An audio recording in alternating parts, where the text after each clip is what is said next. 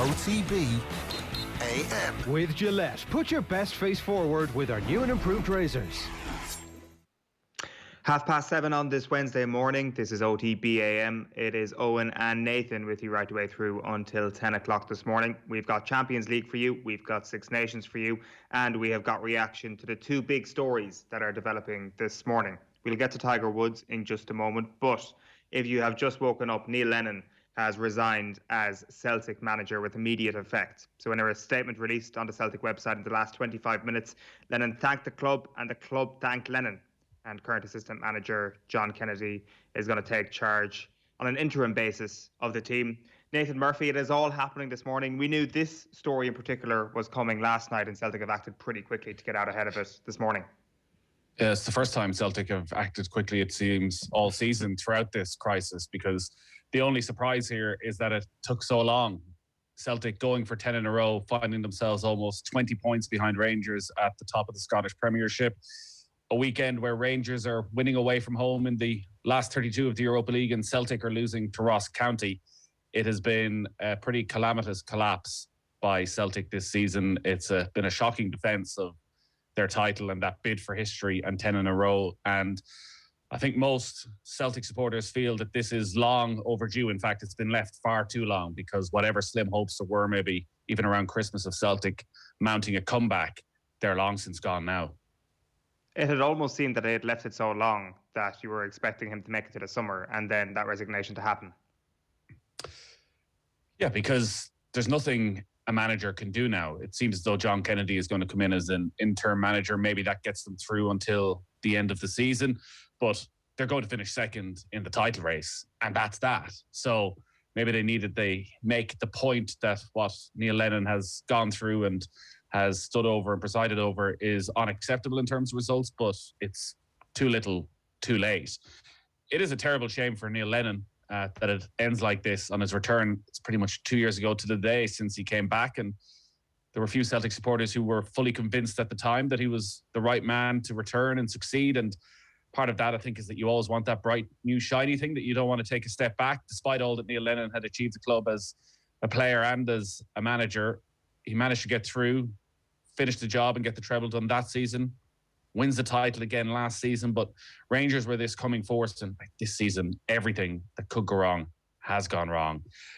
The obvious one from an Irish angle is the signing of Shane Duffy, where you thought he was going to be this perfect fit for Celtic. And it's been a horrendous season of personal form for Shane Duffy, and that's been reflected as well in Celtic's performances. So I'm not sure where Neil Lennon goes from here. He dabbled down in English football once without too much success, but his legendary status, I'm sure, in time will return at Celtic. But the sour taste from what's happened this season is going to last a long, long time.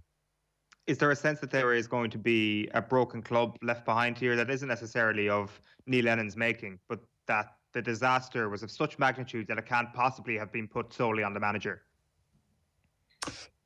Oh, I don't know, because part of it is to do with Rangers' improvement under Steven Gerrard under the last couple of seasons.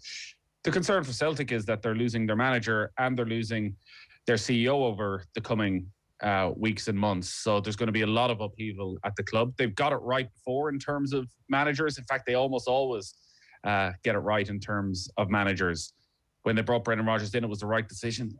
Can they get a Brendan Rodgers type character back at the club again? A young, ambitious manager. Maybe now is the time for an Eddie Howe if he would take the job next summer.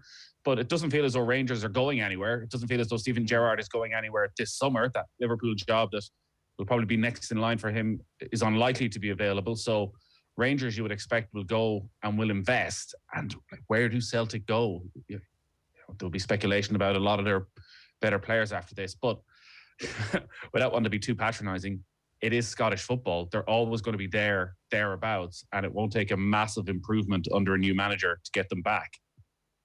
No, we're going to be joined by Robert Grieve and Stephen Doyle, by the way, a little bit later on for a little more depth on this. Is Eddie Howe your most likely candidate to succeed him now?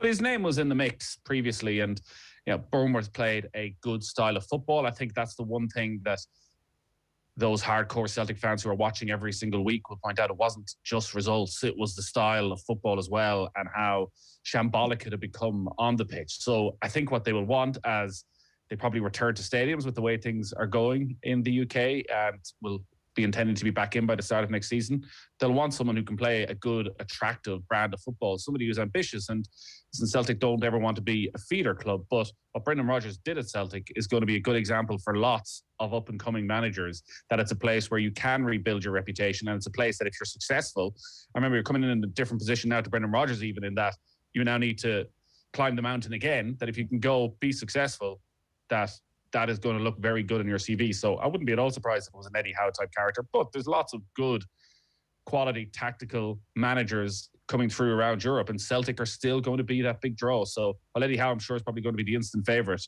there'll be a lot of names in the mix.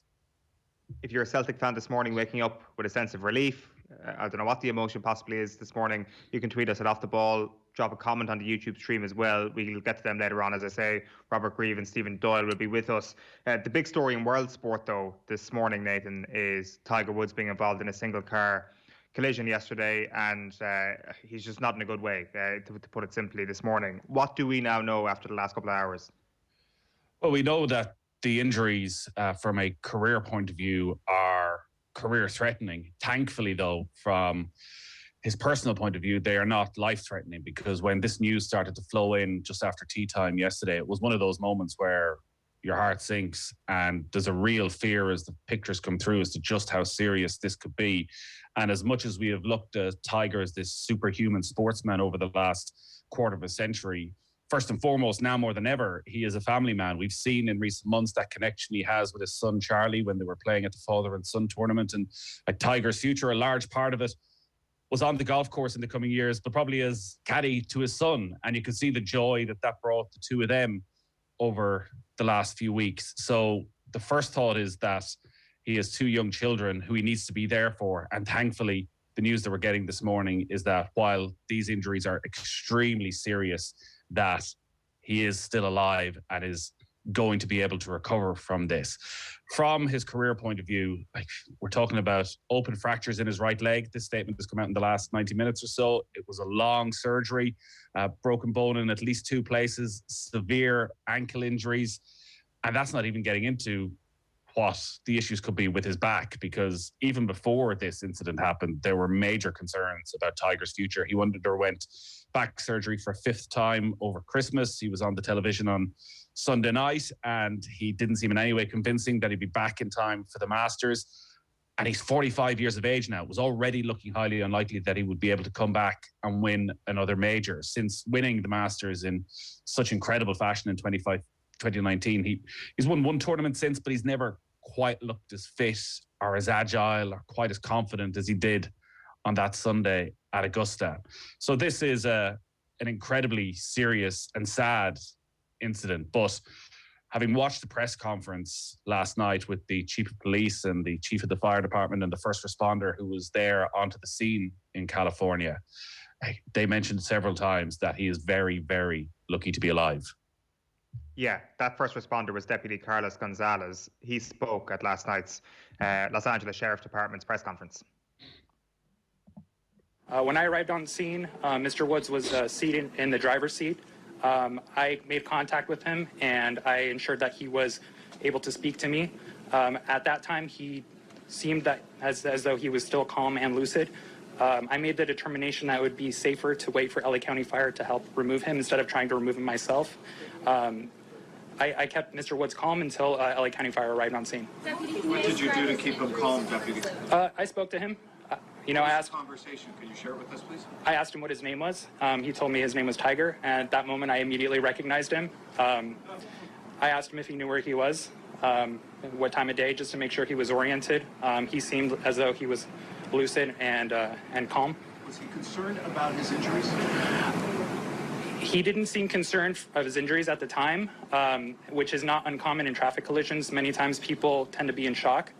It's a traumatic experience, so it's not uncommon for people to be focused on unimportant things, or even if they are in pain, they might not feel it until much later. You listen to that, Nathan, and as you say, you look at the images on top of that, and it just paints this unbelievably grim picture that, yes, the main sports headline this morning is that Tiger Woods has sustained career-threatening injuries, but really the headline is that he has avoided life-threatening injuries, because that looked like an absolute disaster down there, and you can hear from the tone even of the first responder there that that was certainly the case. It was a remarkable only in America style press conference outside the police station last night, where the chief of police and the head of the fire department spoke for about 25 minutes to hundreds of reporters and went into quite a bit of detail about exactly what happened, what they suspect happened, that Tiger was coming down a steep decline. He clearly lost control of the car in an area that is known for speeding, and he hit a curb, went across the central median, hit a sign, a road sign, while he was going across that, then went across 2 lanes of oncoming traffic where, incredibly, even at rush hour, first thing in the morning in LA, there was no oncoming traffic, cut straight through a tree, went through several rollovers, and was laid prone as a neighbour in a house overlooking spotted this accident, rings the first responders, and they get there within 10 minutes and are able to remove and extricate Tiger from the car. We had all this detail, and it was getting incredibly personal. Some of the questions as to, who he asked for when he was in the car, and the chief of police didn't have the answers, turned around and said, well, actually, the first responder is right here. Why doesn't he come up to talk to you? And Carlos Gonzalez, who you just heard from, this incredibly well-spoken young man in 2 different languages, went through pretty much minute by minute what had happened. And it just came up again and again that he was lucky to be alive, that he was driving a Genesis vehicle. So he was in LA because he was the host of the Genesis Invitational and was, it seems, on his way to a photo shoot, the second part of a photo shoot that he was at on Monday as well with Dwayne Wade at a local golf course. And that if it wasn't for the quality of the vehicle, he would be dead, that the front and rear of the car was pretty much destroyed, but somehow it remained intact in the interior, though still ensured those quite horrific injuries. And it's going to be a long road back for Tiger now. He has been in some difficult situations over the past 10, 12 years, ever since he won that US Open on one leg. He was able to come back from that. He had the personal humiliation of what happened in 2009 with his private life. He managed to come back from that. He was in physically the lowest point, as low a point as he probably ever thought he could get to back in 2015, 2016, when he thought he was done. It's reported to have said to Jack Nicklaus at a Masters dinner that I'm done, when he was asked about his back injuries, that he was struggling to get up, that his only real aim was to be able to play with his children, that, swinging a golf club was a long way off at that stage. And we know what happened then. We know that he managed not just to get back, but to pull off one of the greatest comebacks in sporting history by winning the Masters in 2019. What he needs to do now would far surpass that, because at 45 years of age, to come back from this level of injuries, and if you look at the words that have been used in that statement that was released this morning, open fractures affecting both the upper and lower portions of the tibia and fibula bones, stabilized by inserting a rod into the tibia. Additional injuries to the bones of the foot and ankle were stabilized with a combination of screws and pins. Trauma to the muscle and soft tissue of the leg required surgical release of the covering of the muscles. This is a horrific injury, leg injuries that he has suffered, and are going to take him many, many months and years to recover. And as I mentioned, there's nothing in there about his back. A accident that serious with that many rollovers for a player who's already recovering from a back injury, who was saying on Sunday night that he was going to have to undergo an MRI scan in the coming days to see just how that recovery was going. For him to come back now would top absolutely everything.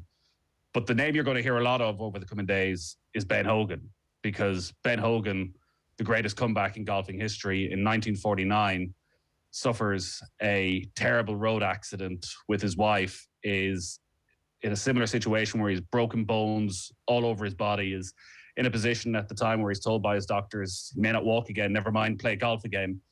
And he comes back over the next 3-4 years to win 6 major titles. He wins 3 of them in the same year, and is constantly put up there as this heroic figure of redemption of what he was able to do. And, well, in a quirk, the reason Tiger was in town in LA was for hosting that tournament at Riviera, which is called Hogan's Alley, after Ben Hogan. And maybe there's some inspiration the Tiger can find there. But Ben Hogan was a younger man. He was 37, 38 when that accident happened. On the flip side, modern medicine, strength and conditioning, and what Tiger Woods has gone through all his life maybe gives you a little bit of hope. But right now, you just want to see him back, up walking, able to live a semi-normal life, because we've got to be talking a year, 18 months before we could even consider that he might get back in a golf course, if he ever gets back in a golf course. Yeah, I think it took Hogan just under a year to get back on to the golf course, and they said that he played in pain for the rest of his career. The thing is, as you rightly point out there, is Tiger's been playing with pain for quite some time. It is the exacerbated injuries on top of all of this that is going to be a whole other element to this when we eventually get around to talking about can he get back onto the golf course. It is 7:45 a.m. on this Wednesday morning. There is plenty happening. For more depth than that, you can go onto otbsports.com. You can go to the OTB Sports app for all the developing stories this morning. OTB AM is live in association with Gillette. Good morning. Start with Gillette, giving you the confidence to tackle the day ahead. A busy morning for you as well, Phil Egan. Yeah, morning lads. Obviously the Tiger Woods story is the top story around, and I think you've covered it there in depth. So we'll move to some breaking news. Obviously you were talking about pain there with Tiger Woods. Well, Celtic fans have suffered a lot of pain this season under Neil Lennon, but it's all over now. Story emerged last night that Neil Lennon was going to leave his role as Celtic manager, and in the last few minutes Celtic confirmed the news. They say that Neil Lennon has resigned.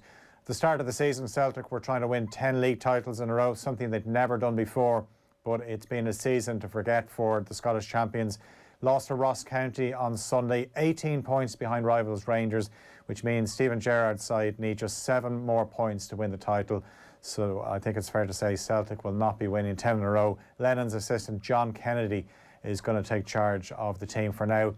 Obviously, Champions League action tonight, and there was action last night. Advantage Chelsea after the first leg of their last 16 tie against Atletico Madrid. That game played at the neutral venue in Bucharest, but it was the away leg for Chelsea. Olivier Giroud's second half overhead kick, which took about 3.5 minutes to be awarded, but the right call was made eventually that it wasn't offside, and that goal has Chelsea in the driving seat to advance to the quarterfinals.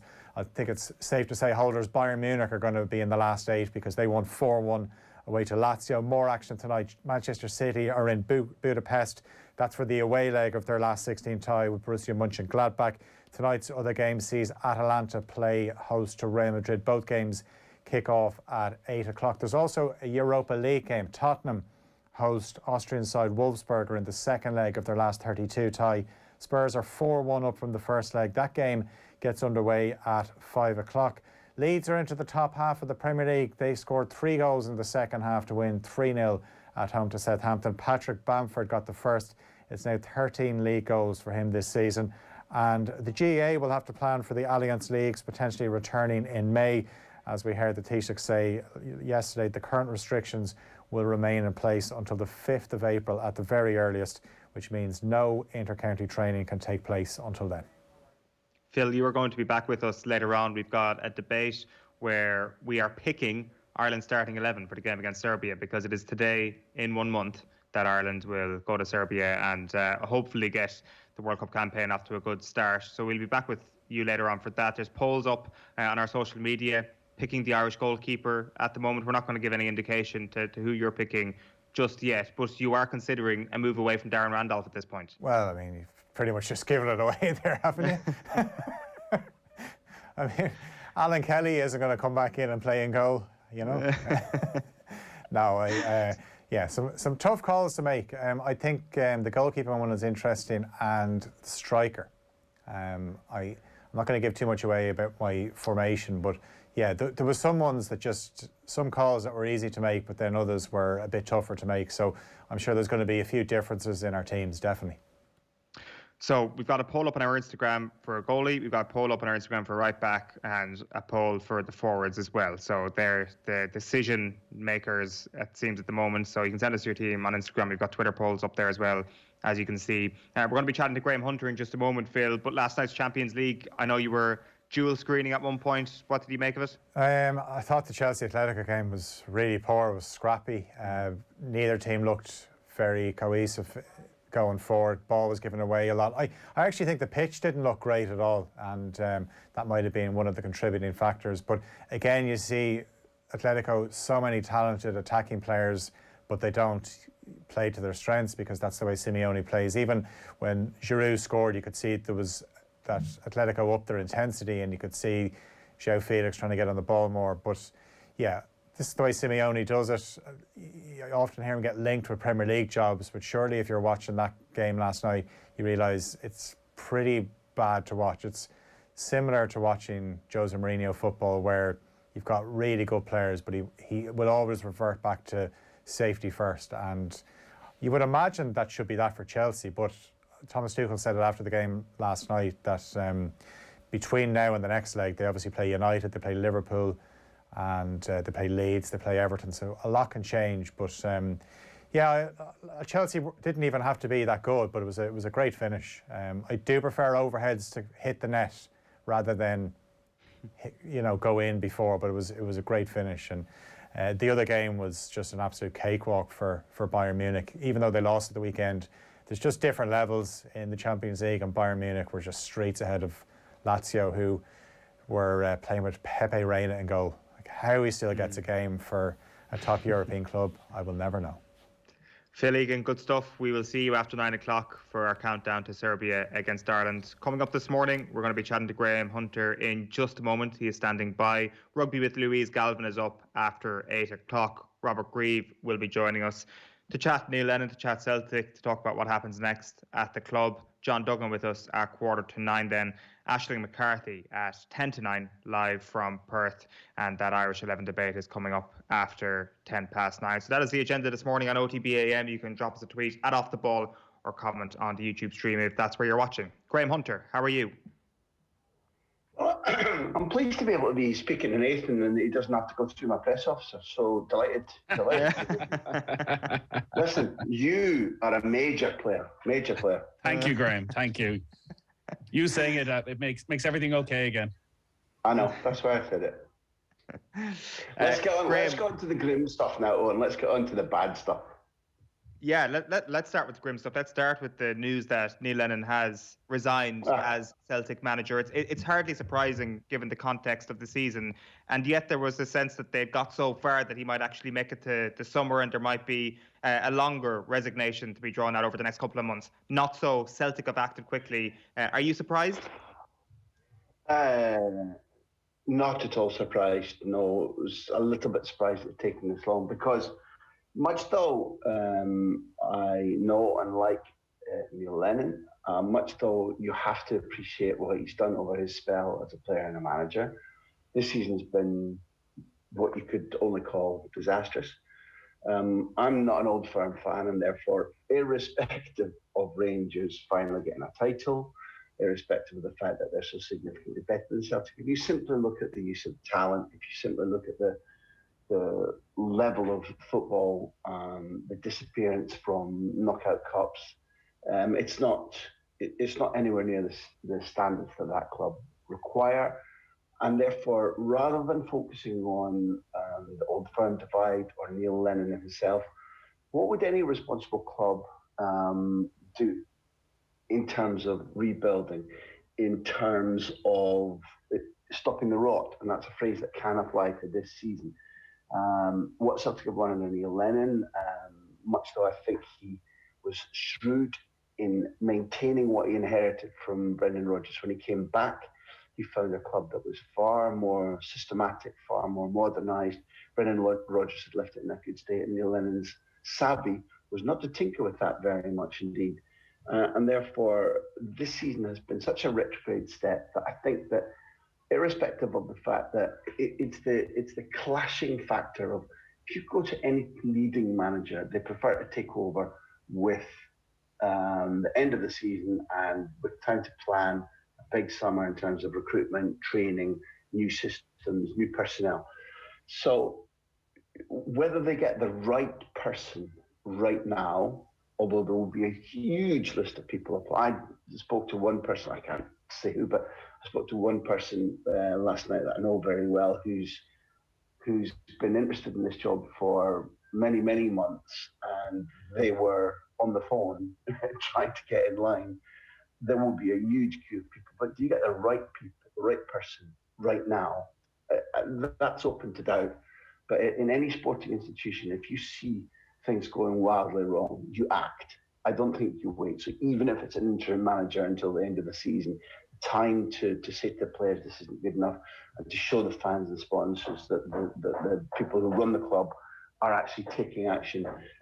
That I understand definitely. How high profile is the list going to be, and how big a name can we expect to be at the top of that list? That's a really fair question. At the time when Celtic were knocked out of the cup the last time up in Inverness, the idea at Celtic was that there would be somebody of the experience of Martin O'Neill or Gordon Strachan brought in to try and remedy things quickly, and somebody that would know the ropes, know the league, know the expectations of the fan base. I think that can change now, given that it's going to be a completely fresh start. The league and Europe have both gone. I don't think there's a real contest for second place. Therefore, I think that the ideas can be different. I think that when it's revealed who's in the running, I think you will see serious, high-profile names. The situation, largely, I have to say, thanks to a backlog of some, Celtic qualification, but Rangers' recent performance in Europe and the Scottish national team's improvement means that the coefficient has gone up, and being in charge of the leading or one of the leading two clubs in Scotland is going to bring better European football, coming in at a late and a better stage of Europa League and the Champions League. Group football, much though our league is not in its best shape at the moment, group football in the Champions League is not out of the question, and therefore you will find serious coaches, serious managers wishing to be part of that very big club. Graham, we must move on to the Champions League last night because there's a couple of things to get to. First of all, Atletico against Chelsea. Atletico came to spoil the party at times last night, but Chelsea seemed to find this new maturity that perhaps we didn't realise they had last night. And this is a really good early staging point from Thomas Tuchel's perspective. Okay, let's start with the loser stuff. And to be honest, there's no defence for Atletico. They played without wit, without energy. The idea that Simeone sent them out with was incorrect. He has suffered badly from injury and COVID absences in recent weeks. The domestic form has been poor. But what was proven in the home defeat against Levante at the weekend that I worked on, commentated on, was that when you shackle your most informed, scoring, attacking midfielder, the guy who's got the ability to run beyond a relatively high press and a high line of defence, then that's Llorente. When you shackle him at wing back, particularly if Chelsea are savvy enough to know how to play Suarez, which is to say there's space in behind there. If you think you can outrun us, then you knock yourself out. For Simeone to begin like that and play for so long like that was incomprehensible to me. There was a kid on the bench called Ricard, natural right back, who could have played from the start, and certainly as the game developed, could have released Llorente to ask completely different questions of Chelsea, such that his ability to power it onto balls played through in behind Chelsea would have changed how Tuchel saw the game, how Chelsea needed to play. It would have given Atleti an ability to look for second balls once Llorente broke through and either created chances or was tackled and there were loose balls. It was the wrong approach. He took far too long. I mean, unconscionably long to put on Dembele, who, he's lacked a little bit of match fitness because of the difficulties he's had in not playing a lot at Lyon and coming to Madrid and having to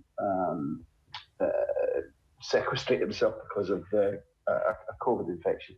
Nonetheless, he showed at the weekend, lads, that he is still quick and powerful. And that, again, not only does he bring goals, as Manchester City will testify from last season's Champions League, but that he has his running power back, that he has the ability to run in behind. Therefore, kudos for Chelsea for being the better team throughout. Kudos to Chelsea that even though they've had their injury and form problems, They looked confident. They played a better form of football. They go, oh, fine, well done, lovely finish. We know Giroud is perfectly capable of that. But throughout the game, they took the initiative. They played better quality football. They looked more cohesive as a unit. You pointed out, not bad from Tuchel early in his reign. That's right. But another magnifying glass put upon Simeone. Simeone is not a bad coach. He's not a bad motivator. He's a good spotter of talent. He's accumulated a good group of footballers there. But the way in which his fingers have been burned by those 2 Champions League final defeats, which have made him even more ultra cautious, that is doing him damage. Graham, you've a decade now nearly watching Diego Simeone at Atletico Madrid, and defeats happen, and the questions and the negativity around defeats and the style of football come up all the time. How does he generally respond in this situation? Well, first of all, he's pretty much untouchable because he's earned hundreds and hundreds of millions for Atleti from the Champions League. Okay, if they go out in this round and on that performance repeated, and they guaranteed will in London, they have more in their locker to be able to make the London tie at least interesting. But if they go out, they still have earned 70-something million. He recently in January renewed until 2024. It's inarguable, Nathan, that he is, in trophy terms, easily the most successful Atleti manager ever. They still are in a favourable position to win only their 3rd title in 44 years.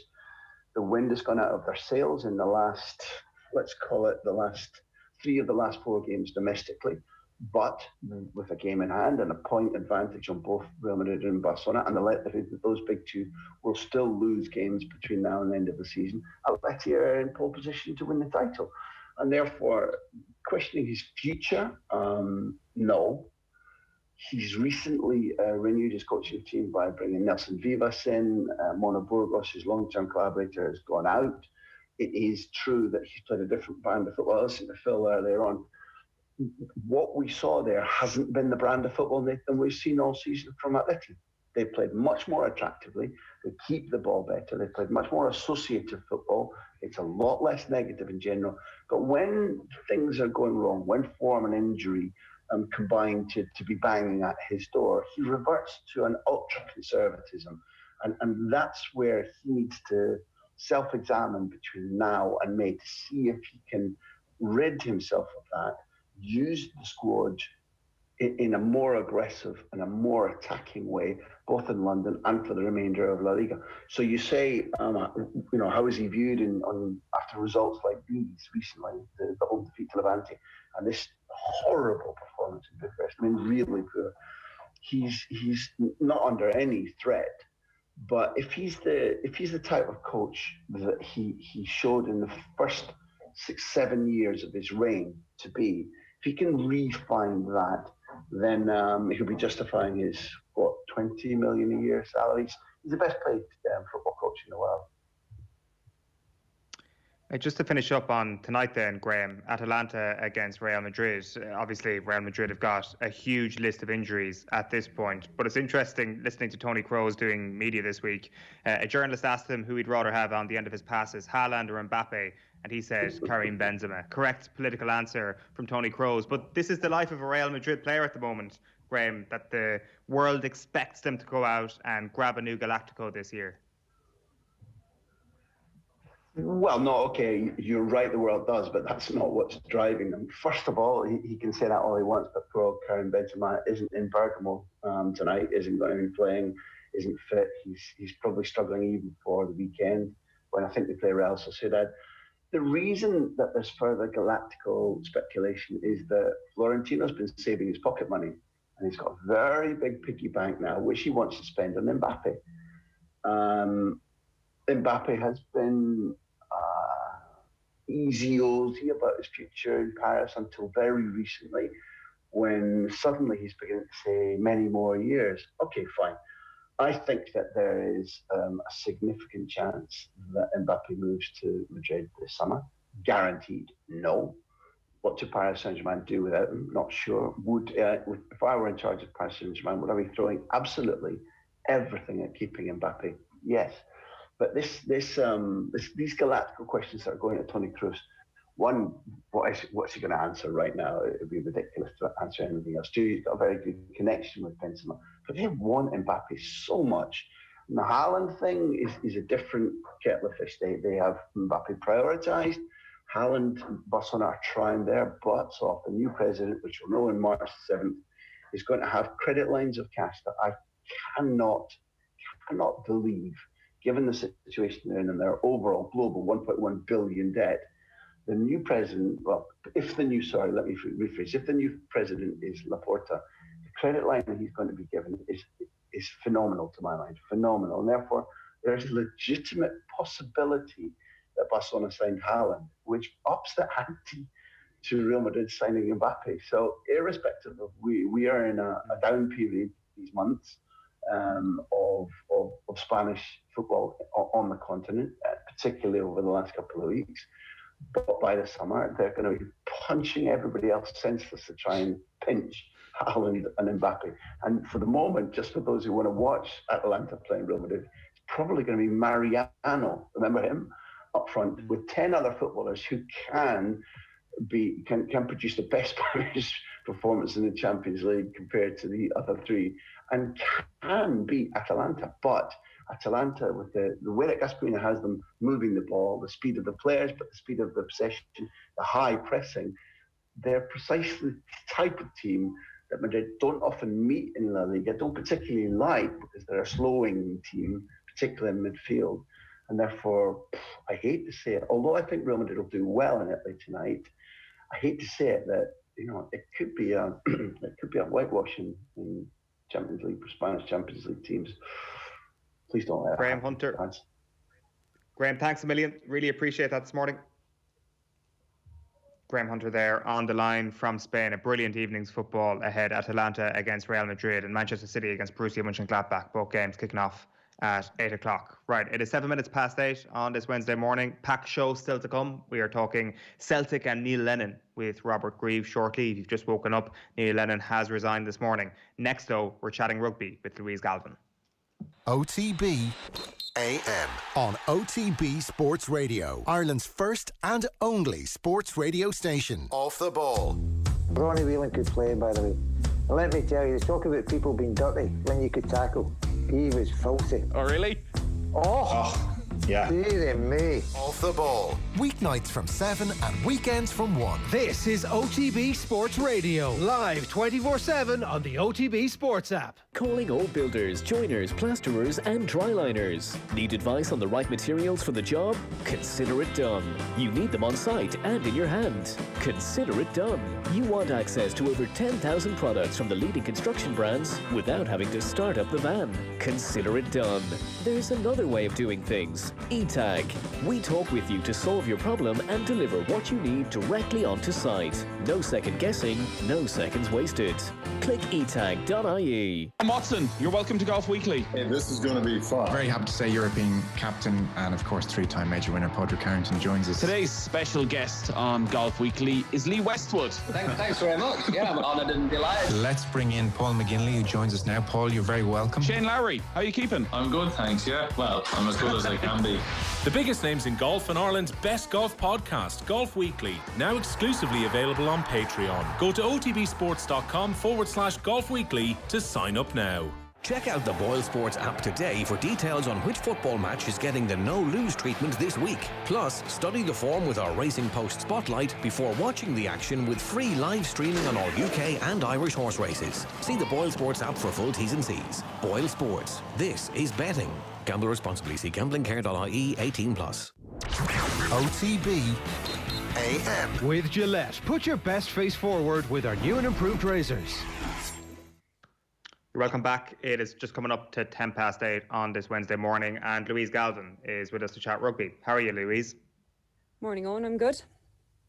So the questions surrounding Ireland's attack have very much reared their heads again over the course of this campaign so far in the Six Nations. Can I just begin by asking if you can see any clear attacking plan from Mike Catt and Ireland in general at the moment?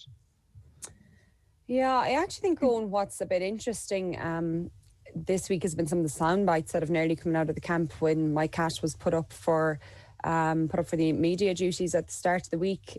He's certainly kind of alluded to more almost player decision-making roles. So I think one of the difficulties with the Irish attack is transitioning from the Schmidt era, which is very much didactorial, and this is the way we're playing, and this is the trend we're going to set. We're going to hit a ruck here, then we're going to, kick, line out, power play, whatever we're going to do. To, I think in this Andy Farrell, Mike Catt era, or Mike Catt particularly from the attack point of view, he's trying to maybe put a bit more onus back on the players, that they're not going to be as prescriptive of where in the field there's going to be a line out, but what he wants is more kind of decision makers, and not only from 9 and 10, which is again what we've been so used to, that the game is primarily controlled by Johnny Sexton, and on top of that Conor Murray at 9, but that we're getting a lot more I suppose communication and maybe a bit more demanding of the ball from our centres and our back three. And I think where he might have been a bit, I suppose, disappointed, he didn't quite go that far, but from, maybe I'm reading too much into his comments, I know it's infamous now that that line out turnover that we had early on in the French game, and we see Billy Burns with a full back line careering towards him, and the French, backfield obviously expecting that they were going to be in attack, and instead of going through the hands, we just kicked the ball. We could put the blame there on Billy Burns' decision making, but as well, are we hearing from a Robbie Henshaw, from, I'm not sure, was it Keith Earls, I think it might have been the blind wing at that stage, from James Lowe, we want the ball, because previously they would have been just maybe letting Johnny Sexton make all those decisions and not feeding in as much. Because I think with Mike Catt and Andy Farrell, without talking too much about specific structure, I think what they do want more of this kind of a heads-up rugby. We're just transitioning away from a period of it being very, very much thought out and dictated by a certain pattern that maybe a Joe Schmidt wants to play. Does it look as though there's a confidence issue there as well? Because I guess to play heads-up rugby, you need to believe in yourself. And even listening to Graham Hunter there talking about Diego Simeone at Atletico Madrid, that even still with all his experience, when things aren't going well, he reverts to type, he becomes more conservative. And this Irish group now have had 2 years of a pretty tough time where results haven't gone their way, that what Mike Catt and Andy Farrell may want them to do, the players just don't have the belief to do it right now. And how do you fix something like that? When you are in a really heavily structured environment, even though as maybe 18, 19, 20-year-old or early 20s, you very much got to that level by playing off the cuff and playing off your ability and your, I suppose, natural instinct. If you then enter a very, very structured, high-performance environment, it can be hard to break out of that this is your role. That often, these environments that have a massive amount of clarity around what your role is, it's kind of hard to step out of that box a little bit. And I think, Nathan, there is a little bit of that. I'm not sure. I suppose if you want to players out in the centre channels, out in the back three channels, demanding a ball, well, maybe in previous eras, they want to make sure there's a completely positive outcome. Whereas now there's probably a bit more of let's play with this. I think even saw at the last day, there was a bit more, maybe if you see the likes of Jamie Gibson Park and James Lowe, they're more likely to try the off the cuff type of play, or maybe shooting down a blind side. But again, if only two players are doing that and everyone else isn't reacting, or might not always be at the correct time of the game, then it looks like a negative possession. Whereas if you've everyone kind of singing off that same hymn sheet and anticipating that this might happen, then it can turn into a positive possession or set piece of possession. But when you're just so used to that structured, micromanaged play, it's hard to break out of it. And structured, micromanaged play off 9 and off 10. And it's interesting listening to you speak there that there's probably a bit more of an expectation on the out half to just produce everything. The entire conversation for the last 2 weeks has been about, can we get Jack Carty back in the team? Should Harry Byrne be given his opportunity? Whereas maybe more questions need to be asked of the other backs and the heads-up rugby that they need to be playing. Yeah, and I think that's what Mike Catt ended up saying really in the end, without, I don't think he was trying to point any fingers, but that he kind of suggested that that's what he's looking for, and what Andy Farrell is looking for, is that the centres, the full-back, the wingers demanding more the ball, taking more the pressure off 9 and 10. Because look, whatever way this comes about, whether it's messy, whether it's clear-cut, whether we see Johnny Sexton playing one more season, whether we see him going into an off-the-bench role, no matter what, whatever 10 is going to come in is not going to be incredibly experienced. He's not going to have 20 plus caps. So he's going to need a bit of extra support. We've spoken about this from the last World Cup, about this second playmaker role anyway, and how the best teams have been using it, whether it's New Zealand, whether it's England when they play for Ireland forward and when they're firing in all cylinders.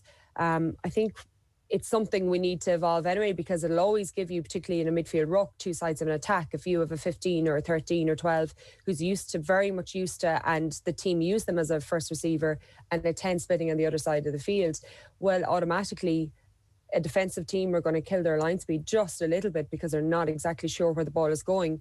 But in Ireland's case, if you've the last few years, Johnny Sexton at 10, 80-90% of the time it's going to the side of the field he's on, and which probably has a stacked back line as well. Which is just a dream for any defence if you know exactly where the ball is going to come through. This old chestnut as well, Louise, has come up this week of Ireland's inability to offload. And Andy Dunn was on the show during the week and detailed the statistics around this and how it's dreadfully low, and he just wants to see just a little bit more offloading. How easy is it for Ireland to implement this? How good are these players that offloading should be a minimum expectation? Yeah, I was listening to Andy. I think he said 1 offload in 54 carries.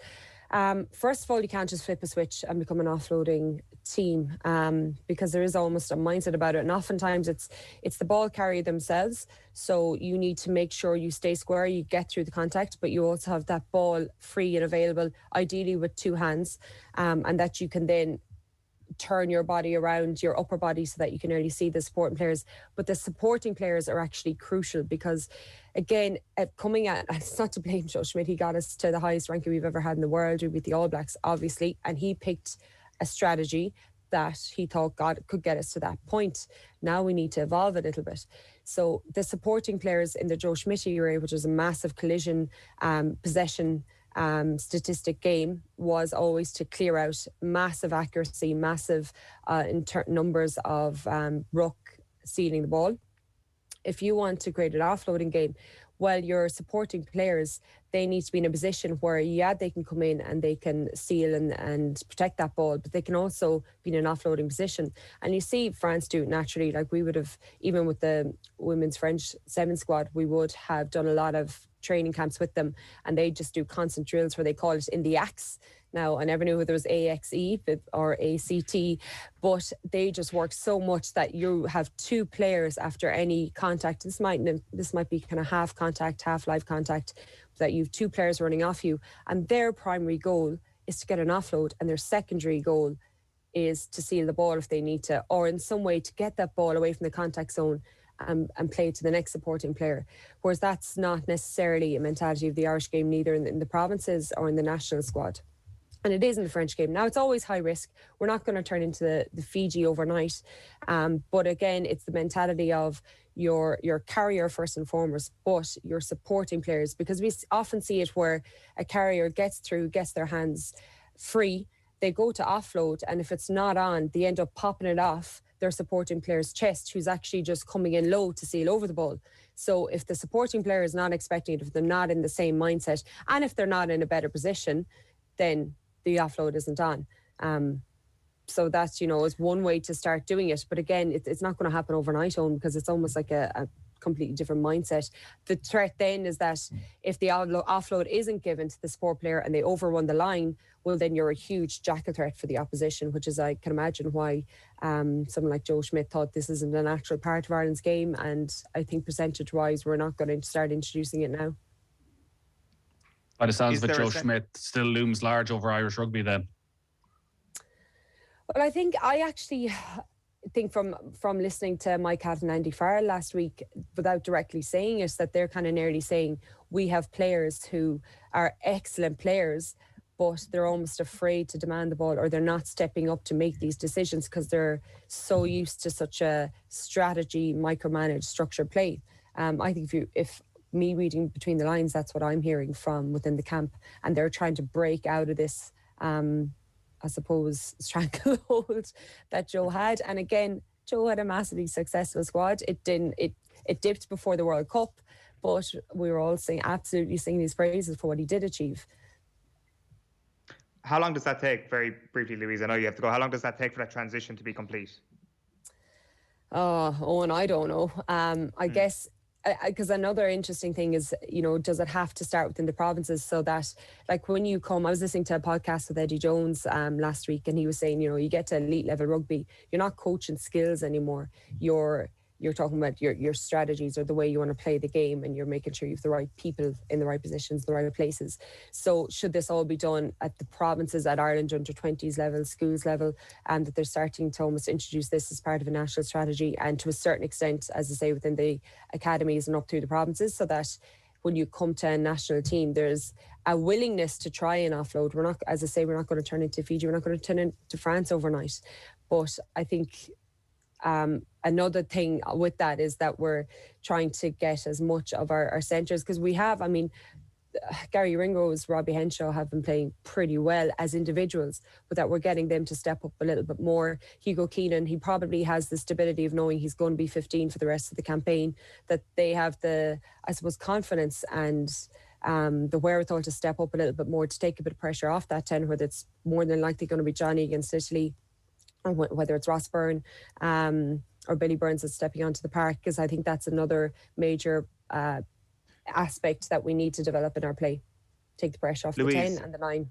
Oh, sorry to cut across. I thought you were finishing your point there. Sorry, go on.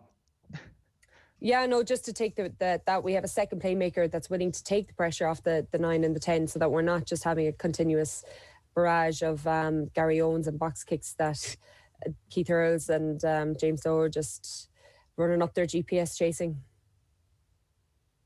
Louise, Galvin, as ever, great stuff. Thanks a million for taking the call. Thanks a million. We should chat a little bit about Johnny Sexton as well, Nathan, because this came up yesterday in Ireland's press conference. Johnny Sexton was speaking and I guess dropped a little bit of a bombshell that perhaps we hadn't heard him say too often before. This idea that he might not actually make it to the next World Cup. Let's just play this video first of all before we get into today's papers. Nearly, but waiting on. I'm nearly there, yeah. Waiting on Leinster to see if Leinster want to keep me or not. They've got a few good young 10s coming through, so if you look at what I said already, like, it's been other people that have sort of thrown fuel on the fire. Isa telling people that I could play till I was 40, 41. Like, I've always been in the same position. Like, I absolutely love what I do. I'm very privileged to do it, and I'm still loving it, and I'll keep playing for now, like, you know what I mean? But that has never changed, like, you know what I mean? Like, I've spoken about admiration for athletes that have stayed at the top of their game for a long time, like, but never, like, I don't. You just gotta be careful what I said or what someone else said. It can get lost a bit. But for the moment, I'm still motivated. I hope that my teammates and coaches see how motivated I am to train well every day and then to keep going. And whenever that is, like, I can't say I'm going to play because no one knows. You can be 24, 25 years of age and get an injury and you're finished, like, then, you know what I mean? So it's at the moment I'm contracted for this season and nearly contracted for next season. Hopefully stay, and we'll see what happens. So that was Johnny Sexton speaking yesterday, and then they come back to it in the embargo section in the press conference, which is printed in today's newspapers. He said, "What am I going to say? That I'm guaranteed to be at the next World Cup at my age? Well, sorry, it was just a throwaway comment in terms of talking about World Cup cycles and the journey that this coaching group are on with this group of players. All I said was that this World Cup cycle would stand to us in the way that we are trying to develop. Obviously, I don't have a 3-year contract and it's season by season, so it's nothing really." So right off those comments from Johnny Sexton, Nathan. Yeah, it's interesting that he came back and basically flipped this in the part that wasn't broadcast. And Johnny Sexton's well used to doing these press conferences. They're split in two. One part, the television cameras and the radio reporters are there, and then the next part isn't on camera and it's in the papers the next day. But every single news bulletin last night was, the top of it was the line from Johnny Sexton that I may not be around for the next World Cup, because it's the main talking point in Irish rugby. And again, I understand Johnny Sexton's frustration, because even if he's not around for the next World Cup, in his head, well, why should he step aside? Because that seems to be the feeling, that Johnny should almost take one for the team, take one for the nation and do the right thing. And almost put forward a proposal that Ross Byrne or Harry Byrne or Jack Carty should get an opportunity so they're ready in case he doesn't make it. Whereas when Johnny Sexton was on off the ball a couple of weeks ago with Ger, I think he was making the point that this could end at any stage, particularly at his age. He wants to make the most of it. So he wants to play every Six Nations game. He doesn't want a break. It's up to the coaches to make that decision. And I don't think he is that cocky that he's going to say, I'm going to definitely be there in the next World Cup. It ended up being slightly misconstrued that, well, maybe actually that one-year contract with Leinster might be his last contract. I think if he's fit and he feels, and if he is still good enough, it's not him that's deciding he's the best 10 in Ireland. It's everybody else who's deciding it, that he'll still be there come the next World Cup. So those comments afterwards obviously changed significantly what was said, but it would be a surprise if Sexton was still there at the next World Cup. But somebody else needs to come and take that jersey off him. Yeah, that's for sure. And it's going to be a talking point, I'd imagine, for the next little while as well. So if you heard those Johnny Sexton comments yesterday at the papers today suggesting that perhaps all is not what it seems, he's not exactly writing himself off for the World Cup just yet. We're going to be chatting to Robert Grieve in a little while. He's going to be talking to us about Neil Lennon and about the departure and his resignation from Celtic this morning. We're going to be chatting to Aisling McCarthy from Australia as well. And after 9 o'clock, we are picking the team for Ireland to face Serbia in a month's time. You can go onto our Instagram account and onto our Twitter account to vote for a couple of the decisions to be made there. Goalkeeper, right back, strikers are the three big calls, it seems. We're going to have Nathan, we're going to have Phil, and we're going to have Steve-O with us after 9 to pick their teams. Now that we're chatting fantasy football, because James Richardson was on last night's football show, and he was speaking about the number of Premier League players who play Fantasy Premier League. Have a look. Yeah, how many there are? I would. My guess would be that around half of the Premier League play. Stop. Yeah, really, because I do a show, and a quick plug on fantasy.premierleague.com. Well, you might be able to see it on Irish television, I'm not sure. But we do a show every Thursday night called the FPL show, with myself and Jules Breach. And we, in the course of that, are talking about which players you need to get for the weekend. And generally having a particularly entertaining time. We always do a little interview segment with a player from a Premier League club. And sometimes they don't really understand what FPL is, but loads of times they are very switched on about what metrics they need to be picking players by, who they should be recommending. And they'll often talk about who's top in that team, their own team's mini league of FPL. So, I mean, Patrick Bamford's another one. The guy will not go through a post-game interview without mentioning what he's done with his team, whether he's dropped himself, whether he gave himself the captain's armband, which, as we all know, will earn you double points. Well, of course. So, well, indeed. So I think that I would say at least 50%. There are 8 million people playing this game. Whoa. Yeah. Yeah, and 8 million people. There is a keenly contested private league, though, in amongst those 8 million people, which is probably more heated than any other private league you've ever been in your Fantasy Premier League. It is, of course, the Murphy household. Nathan, talk us through the drama of the last week. If it was only the drama of the last week, this has been the only talking point above homeschooling pretty much all season. So I have a 9-year-old and a 7-year-old who, quite frankly, are obsessed with fantasy football. I don't know where they got it from. I was once, I'm going to bring this up again as I remind my children every day, I once finished second in Ireland in fantasy football and 32nd in the world. So, I am an expert on this. How are you doing this year? Unfortunately, not this season. I've had a Liverpool-style collapse. I started brilliantly. I was inside the top 20,000 for, I think, the opening 5-6 weeks, which is where I want to be. I think top 100,000 is a good season. Currently, I'm a millionth in the world. I have had the most horrendous 6-7 week spell. I was too late getting onto the João Cancelo bandwagon. I got my Manchester City players wrong pretty much consistently. I had De Bruyne when Gundogan went on his goal-scoring stretch and didn't change. But yeah, there's a lot of conversations. Pretty much every conversation through Friday and Saturday in this house is around fantasy football, and there's a lot of jumping in my face and shouting and mocking me. As when I came home from commentating on Leicester against Aston Villa at the weekend, and Harvey Barnes had a goal and assist, and my 7-year-old has him in his team and was roaring abuse at me as to how much smarter than me he is. And they have both overtaken me now. So I'm in a league with 2 mates of mine. Their children are my children, and I am pretty much heading towards rock bottom right now. Well, the good news actually is that you're back on top of the league. We've been checking the table this morning. The Murphy family is currently headed up by Nathan Murphy. You see, that's a slightly separate one now. They're not taking us seriously. to the ones with their mates in it. And remember, these are all 7 and 8-year-old children that are beating me, unfortunately. But yeah, I've made some real rookie errors. Like even last night, I had Patrick Bamford as captain. I have Stuart Dallas in the team. But I also had Alex McCarthy and Jan Bednarak.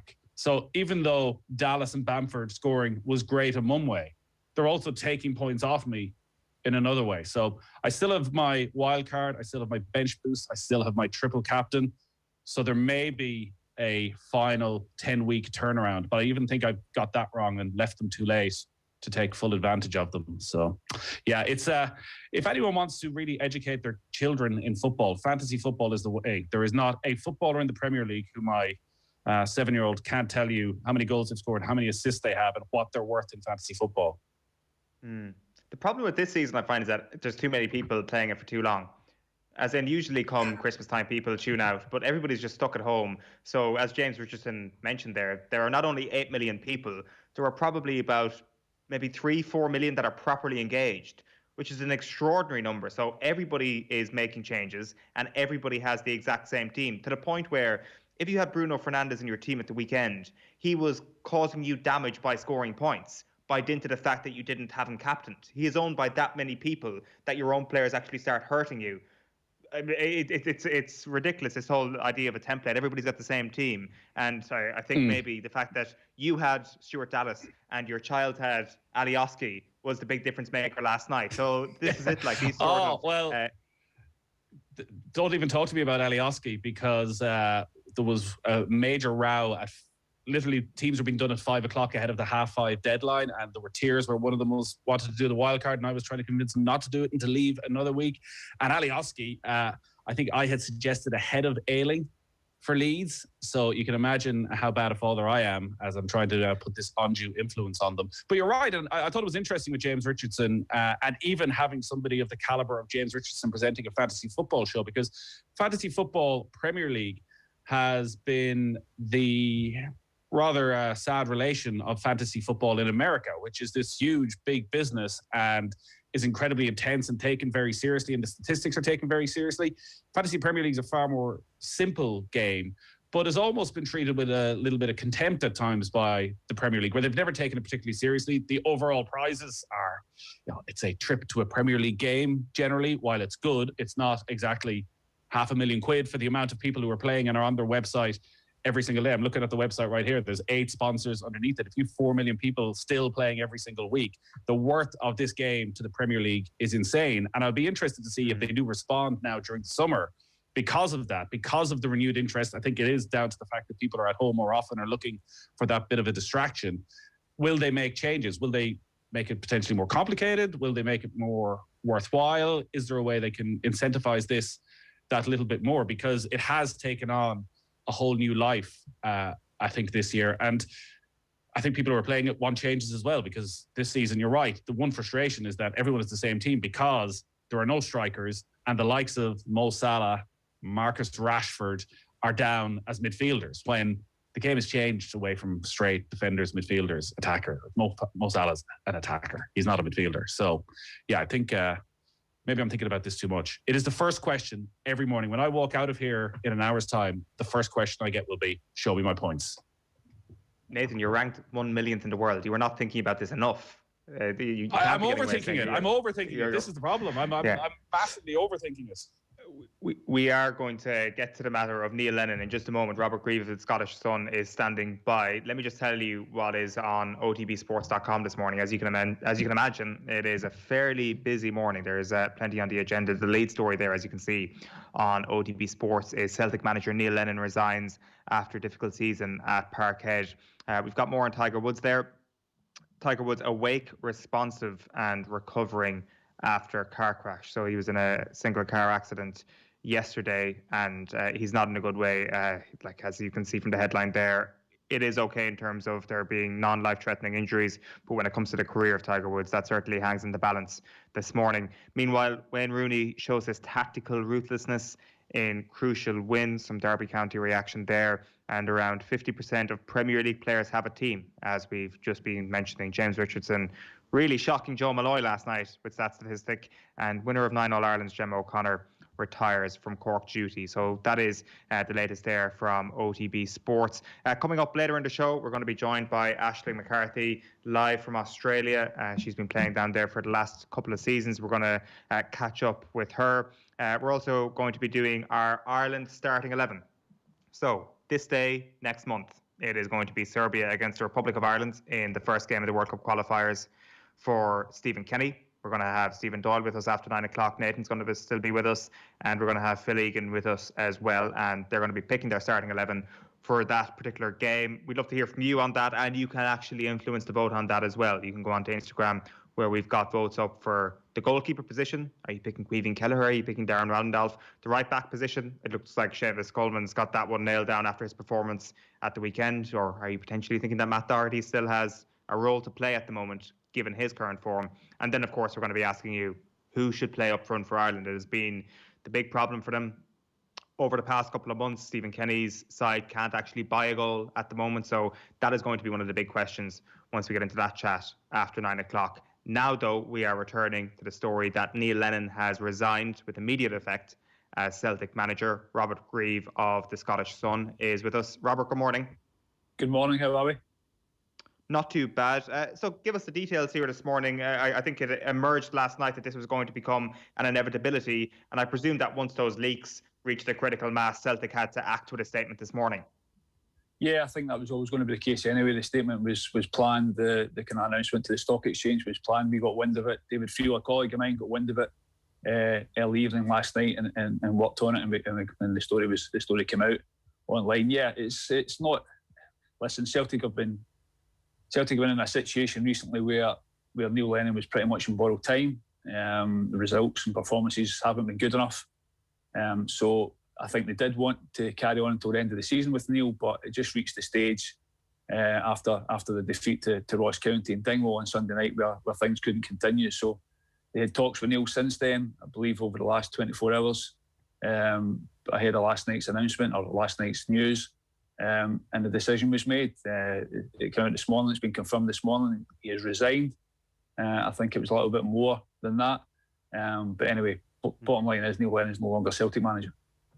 How reluctant were Celtic to allow this to happen over the past couple of weeks? Because it did seem that there were numerous opportunities for them to part company with Neil Lennon over the past couple of months. Yeah, clearly. I mean, Dermot Desmond, Peter Lawwell, they have tried to show Neil Lennon loyalty in this. Clearly, the fans have been very unhappy with the way the season's gone. It's not so long ago they were outside the stadium and virtually calling for Neil Lennon's head. So, yeah, those guys will be happy this morning that a decision has been made. But you're right, the board, Dermot Desmond, Peter Lawwell, the board, the directors at Celtic didn't want to make this decision. They felt loyalty to Neil Lennon, given what he'd done for the club, both as a player and in his 2 stints as manager. And I think you can understand that. They didn't want to go down this road of having to wield the axe as such. So, yeah, they have delayed it. They've tried to manage the situation as best they could and get to the end of the season. I think we've all known for a while now that Neil Lennon was going to be the manager next season. I think in his heart of hearts he knew that himself. But he was willing to continue. He was wanting to battle on, as he does. But as I say, it just reached the stage after Sunday night's defeat to Ross County that things couldn't continue. So talks happened over the last, as I say, since then. And Neil Lennon is now no longer Celtic manager. As I say, it was inevitable, but you're right, the board did try to give him as much backing as they possibly could before it got irretrievable. Robert, this was meant to be Celtic's greatest season since 1968, the 10 in a row. I'm sure it's not a simple answer, but where did it all go wrong? There are numerous reasons. You look at the recruitment that went on last summer. You look at the goalkeeper that been out. They put all their eggs in the basket of Fraser Forster. That didn't happen. Craig Gordon was allowed to go. They then bring in another goalkeeper who's been nowhere near good enough. And you could go through the various positions and players that they tried to sign and didn't get, and they end up with the squad that they ended up with. The biggest problem for me, it became an issue for the manager to deal with, was the fact that there were players there who simply didn't want to be there. You guys, key players in the squad, key players in the team, who I think got into their heads that they'd have been leaving last summer. Now, there's been a global pandemic since in the last year, obviously, and things, the goalpost moved last summer where Celtic didn't sell these players. And to their mind, as you say, and to the fans' mind, 10 in a row was there. But I think there were players there who were more interested in getting the move. That didn't materialise. And in all intents and purposes, they put the tools away.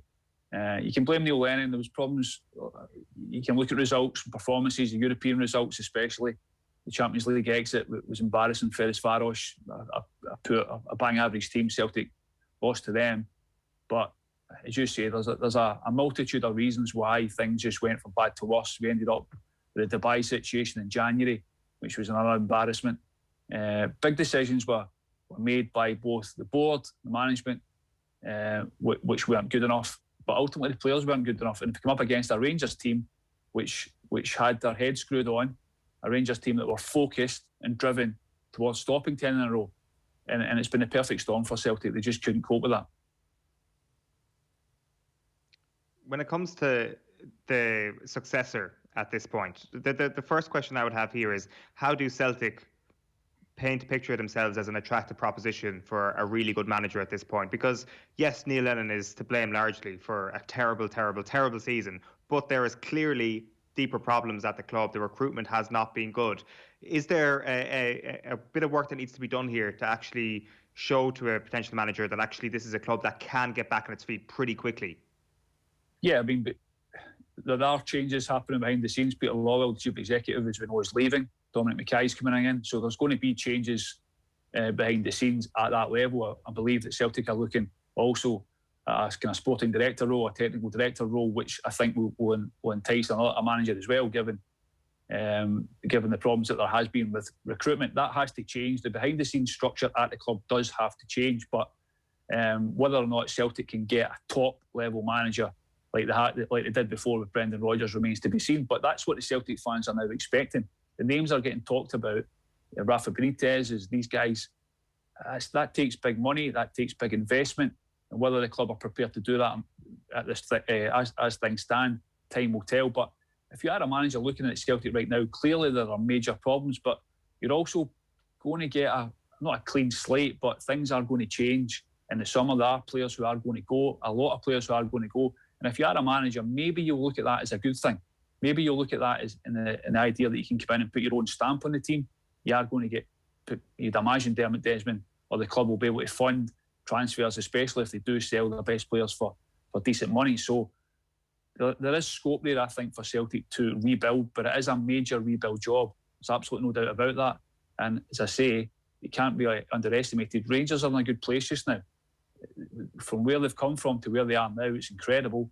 They are going to be the champions, and Celtic are now playing catch up for that. But if you are a manager of a decent level, I think you'll look at the job still that it's a big job, and the fact that the whole 10 in a row thing's gone, you're almost starting from a clean slate.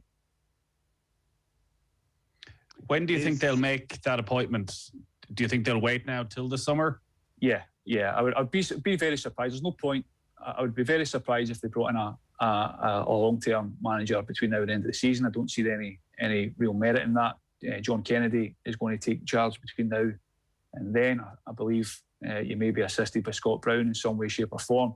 The Celtic board would have known Neil Lennon wasn't going to be the manager next season. I think that was the biggest kind of unkept secret that has been in Scottish football for the last few months. So they will have been working behind the scenes on who's next. Dermot Desmond pulled a rabbit out of the hat when he brought Brendan Rodgers to the club at a time when he feared what was coming from Rangers, and it was a major statement. Now, is he going to make a summer kind of statement? There's speculation about Dermot Desmond's future at the club as well, and how he sees things going forward. But if Celtic can get that level of investment, and that's what it's going to require, then they maybe look to make a statement appointment, but it has to be the right man. There's a lot of names mentioned. Eddie Howe's someone a lot of Celtic fans want to see at the club, but there are names. Steve Clark's been mentioned, the Scotland manager. He's got the Euros this summer, but after that, what could happen next for him? So there'll be no shortage of managers looking at the Celtic job as being an attractive one. I don't think there's any doubt about that, even though things are pretty much dire just now. If you had to pick which one would be the most likely, who would it be? Like Eddie Howe is definitely the one that's been mentioned the most. Is he the legitimate front runner? No, I wouldn't say that. It's been a name that's been mentioned for a number of weeks, maybe months now, and every inquiry we've made has kind of not really gone anywhere with that one. Listen, it wouldn't surprise me if Eddie Howe was interested in the job. Absolutely not. He's a manager who probably look at Celtic as an attractive proposition, but I think it's hard to tell. As I say, at the minute, I don't think there is a standout candidate. I think there will be a number of names. There will be guys who put their name forward, but I think right now, I don't think there is a number one candidate for the job. I could be wrong with that. Celtic maybe already have somebody lined up and be ready to go for next season, but I think it will be between now and the end of the season that they actually do the serious work of actually speaking to people face to face to determine where they go next.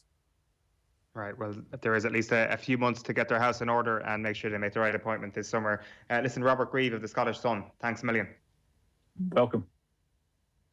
Neil Lennon, no longer Celtic manager if you're just joining us this morning. He has resigned in a statement released on the Celtic website this morning. After 9 o'clock, we're going to have a little bit more on this. We're going to be joined by Celtic superfan Stephen Doyle to get his take on who should succeed Neil Lennon. But the main reason we have him on is for our debate around the Irish starting 11. Who should start against Serbia in a month's time? Phil Egan will be with us for that as well, and Nathan will be staying with us for that too. So you can vote on the Off the Ball AM Twitter account right now. There's going to be 15 minutes left in this poll as of now for the key positions: goalkeeper, right back, striker, and we'll get into that after 9 o'clock. Before all that, we're going to be joined by Aisling McCarthy to talk about life in Perth. And here is Dan McDonnell on last night's football show on whether Ireland will try playing Coleman and Doherty together in next month's international window. You were on the verge of saying that Coleman demonstrated a certain versatility. He shows he can play right wing back, just like Doherty. Well, it's just a question. But the only point is, you're not playing Andy Robertson every week. But it does show that, like, the idea of Coleman and Doherty interchanging, like the one time it was tried, it was against Gibraltar, a game where Ireland were primarily going to be on the attack, you would have thought, most of the time. But if you're playing against a team, an outstanding fullback, like a lot of decent teams tend to have, or not even outstanding, but overlapping fullbacks, it's a point to raise. Although again, would it be a different type of player that you want? Like Doherty, you would think also likes to cover a lot of ground. But it was interesting. Holgate was doing a job on Mane and Coleman and Robertson. I'm sure. Listen, knowing the way that the Stephen Kenny and his people would watch games, I'm sure they'd have looked at it. And there was certainly chat in November that they were going to look at trying Coleman and Doherty together. Okay. Now, it just so happened that circumstances prevented them from doing so. But I wouldn't be shocked if it happened again. Interesting. At some stage, yeah. Dan McDonnell on last night's football show. You can check that out right now on the OTB Sports app. You can go on to otbsports.com as well for all our updates this morning on the breaking news stories that Neil Lennon has resigned from Celtic and that TigerWoods was in that single car accident last night. Now, delighted to say we can welcome Aisling McCarthy of the West Coast Eagles this morning, live from Perth. Good morning to you, Aisling. Hi, how are you? Not too bad, thanks. We should start with the unfortunate matter of the injury at the weekend. How are you getting on and what happened? I'm not actually too bad. I'm very grateful that I'm actually after escaping what could have been a fairly serious knee injury. So I got scans on Monday and structurally everything seems to be okay. My knee did the job it was meant to do with the impact that I got. So I'm a little bit sore and it just depends on how I go over the next few training sessions, whether I can play at the weekend or not. So it just kind of day by day at the minute, but I'm just kind of counting my blessings that I do have the rest of the season to look forward to, hopefully, and that it wasn't a season-ending injury. So I was just very lucky, I suppose. And it just shows that in a split second, something so silly can happen and you can get injured. So I'm just delighted that the scans have come back fairly positive so far. So what happened? You went up for a ball and landed directly down onto one of your knees? No, I actually was. So basically when people go for a contest, usually a couple of people stay down in what you call is the trap, which is where if someone doesn't catch the ball, that's the area potentially that the ball is going to drop to. So that's where I was standing, but the ball actually ended up going out over the sideline. So I was running towards the sideline and an opposition player fell out of that marking contest from midair. And actually did a tumble into the side of my leg. So I was kind of got a blunt force into the side of my left knee. So at the time, looking back at some of the footage, it did look like I potentially could have badly damaged my knee, but all is good so far. I'm just a little bit sore, so just kind of trying to recover now and see what I can do over the next few days, and hopefully put my name forward for selection, if not this weekend, over the coming weeks. Right. God, that must be a great sense of relief when you realise it's only going to be 1 or 2 weeks out. Yeah, definitely. I suppose, going for a scan at all, a lot of kind of thoughts go through your head, and you kind of have to start having a lot of doubts. So Monday, my knee was quite swollen, so I was afraid that potentially there could have been something wrong. But when I got the all clear yesterday, I was delighted. So yeah, I'm just thankful that it's not a season-ending injury, and that potentially I can continue to get a few games under my belt over the next few weeks. The injury happened in the defeat against the Greater Western Sydney Giants. It hasn't been an amazing season for you guys so far, but for you personally, how do you feel you're playing, and how do you feel you're handling, I guess, maybe a little bit of poor form for the team in general?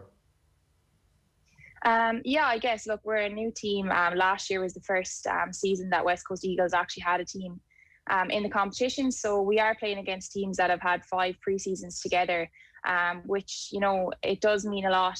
Girls playing with each other for 5 consecutive years, and they've built a game plan and had 5 pre-seasons together. So we kind of know we're a bit off those big teams at the moment, but we are building, and we've seen glimpses of what we can do over the last few weeks, but it's just about putting together a 4-quarter performance and being more consistent. So that's kind of our goal over the next few weeks. But yeah, look, I'm really enjoying, obviously I moved to a new club, and I'm just enjoying life playing football and outside of football at the moment. And it is a brilliant club. They've made me so welcome, and I think they've kind of ticked all the boxes of life outside football. So the only thing I have to worry about is stepping onto that pitch and enjoying myself and expressing myself. And I think, they do get the best out of their players, but we have a few things definitely to work on. But it's a brilliant group to be part of, and there's a great culture there. So I think it's building for the future as well, is what the club's aim is at the moment. How did that transfer come about, Aisling? Because it was most unusual. In fact, I think it was the first time an international player had transferred between clubs. Yeah, definitely. Like, it was very foreign for me, especially coming from a Gaelic football background. And, I was quite nervous about making that move, but they, I suppose, came chatting to me, and they just got to know me as a person, what was important to me, and my career prospects, I suppose, outside of sport. And over the last 12 months with the global pandemic, I realised you're not going to have sport forever, and it can get taken away from you so quickly. So I realised it's really important to develop my life outside of football, and that's something that they're helping with over here. So we actually can't work because of our visa restrictions, but I'm getting the opportunity to shadow in a clinic that's attached to the club. So just being able to continue to upskill my physio skills and learn new things is really important. So that was a factor in the move, but also just like, they're a great club, and I just really like their vision going forward. So I just really wanted to be a part of it. Ireland is never far away, Aisling, and you came right up close with it again last weekend. Cora Staunton, back to her very best. I was watching the highlights on TG Carr the other night and watching Cora's interview afterwards, and she probably touched on some of what you were saying there of the pre-season wasn't quite right, the difficulty she had with the quarantining over Christmas and all that, but looked as though she's back to her very best with 4 goals. Yeah, definitely. It was Cora's day all right at the weekend, and, fair play to her. She's done it all really in ladies football, and she's excelled as well in Aussie rules. So yeah, look, she took us to the cleaners a bit there at the weekend with her 4 goals, but fair play to her. And yeah, as you said, they had a bit of a rocky road with their quarantine. They were on quite a move as well throughout their pre-season. So I think it's looked a bit different for every club so far, and everyone has to come up against their blips. But I think, it's about the team that's the most adaptable and flexible over the course of this season. And I think Cora did extremely well at the weekend. Am I right in saying, Aisling, that when you changed club, you also changed position? Well, so this is my 3rd season. In my first season, I predominantly played in the forward line. And then last year I would have played a bit of both, so in the midfield and going forward. And then this year I'm probably spending a bit more time in that midfield role, but I also do go forward a little bit. So around the midfield, it's just about hunting the football. It's quite physical, and I think that's where I can bring out my competitiveness and my strengths. So it probably has enabled me to express myself a bit more and play to my strengths. So I'm really enjoying having more time in the midfield, and it's kind of, you don't have to rely on anyone else to get you the ball when you're playing there, because I suppose that's where you have to win the football for your team and get it going in the right direction. So I just like being in the middle of it all. So the aim is to make turnovers, essentially get the tackles in. Yeah, and there's contests as well. So I suppose if someone gets tackled and didn't have prior opportunity to get rid of the ball, it would end up in a ball up, which is similar to two tall players, like a basketball throw up, and we'd be the kind of smaller players around the fall of the ball. So just using a lot of body work to push people out of the way, get out of the tight spaces and get the ball out to our teammates on the outside. And then a lot of our outside players would be similar to like Niamh and Grace Kelly, who are elite runners. You know, they're fast and they'd be more on the outside ones. So we're the kind of doing the hard, dirty work on the inside and getting it out to those type of players on the outside. But I really enjoy the challenge that it does bring, and just getting the ball going forward for our team. How different is that intensity then when you're in the thick of it as a midfielder compared to playing football back home, for example? Yeah, it definitely probably is a little bit different regards fitness. I suppose I'm a midfielder at home, and it's more kind of getting up and down the pitch between the 45s and getting forward and I can to score. And also, obviously, if I'm on a very attacking midfielder, I have to track back too. So it is kind of more of a constant running up and down the pitch with explosive efforts, whereas this type of midfield in AFLW is a lot more body work. So you can push off your opponent, shouldering, a lot of groundwork, so picking the ball up off the ground and breaking through tackles. So it's kind of explosive efforts, but also using a lot of strength and physicality. So it does tire you out a little bit. But then we also have rotations in Aussie rules. So I might go in there for 5 minutes, and if I'm feeling gassed, I can head to the bench for 2 minutes, get a breather, get a drink of water, and then when I feel like I can give 100%, I get back onto the pitch as soon as possible and go again. So it is a little bit different in that sense. I think you're using kind of different energy systems and different kind of strengths and things. So it is quite different, I think. Those rolling subs then, Aisling, how does that feed into the game plan at the start, so that do you have a certain amount of time that you're going to stay on and you know you're coming off, or is it more of a personal choice and it changes game to game? So beforehand, you will be told about what your rotations are. So, for example, last weekend in the first quarter, I would have stayed in the midfield for 4 minutes, went forward, and then came off. Or you might play through a full quarter if the team want you to. But at any stage, if you feel like you can't give 100% or you can't track back, there's no point in being on the pitch. So you get off, and someone else that is full of energy after their 2 minute break or 2 minute spell can get on and do your job. So it's just about putting your hand up and being honest when you're not able to make it to the different contests or track back. But also there is kind of a framework there beforehand where you know potentially you're playing this full quarter, or you might be coming off at different stages or going into a different position at different times. So there's kind of a loose framework, and then it just depends on honesty, and obviously injuries throughout the game change all that as well, because you'd be down a player in the rotations too. I mentioned there the highlights on TG Cahir that are on now every week. I'm sure that's made a big difference for your family and friends as well. It's no longer a case of out of sight, out of mind, that they can tune in every Monday night and they can see exactly what's going on. Yeah, everyone's delighted at home, especially I suppose all our parents.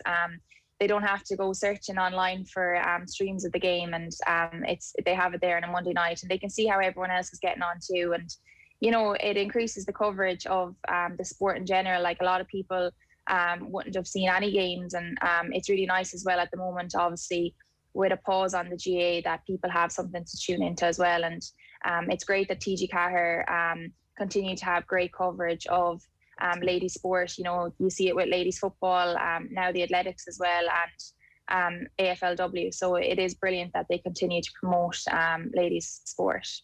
I won't lie, I think we all, maybe even up to 2-3 months ago, looked at Australia and looked at the life that people were leading in Australia and thought, this is brilliant, this is going to be our future soon. And we looked at it in sort of hope and expectation, whereas now, watching the coverage the last night, and it seems like a real family setup around the league, that quite often there's barbecues going on around the ground, there's a lot of families, there's a lot of kids, there's a lot of fun there, and you're looking at it and going, oh my God, we are so far away from this, it's quite depressing.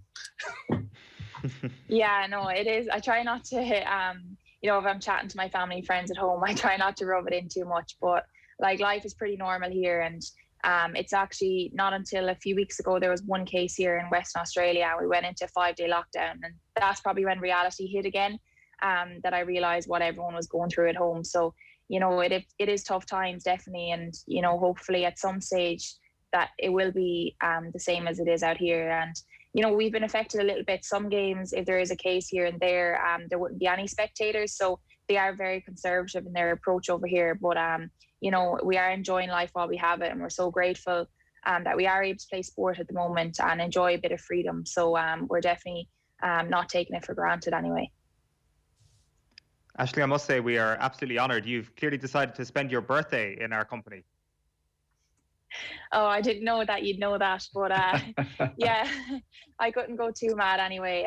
You know, we're recovering from the weekend, and it's a rolling season, so we have a game every weekend, so I can't get up to too much anyway. So that's what you're saying in case they're watching now, Aisling. There's probably some sort of an Irish pub somewhere. Rob Carney will be in there. Everyone will be getting together. Oh yeah, there might be one up the road. You never know, but yeah, I have to say I'm being good anyway. Well, happy birthday. We've just found that out over the last little while. So what is the plan? What does a professional athlete get up to for her birthday?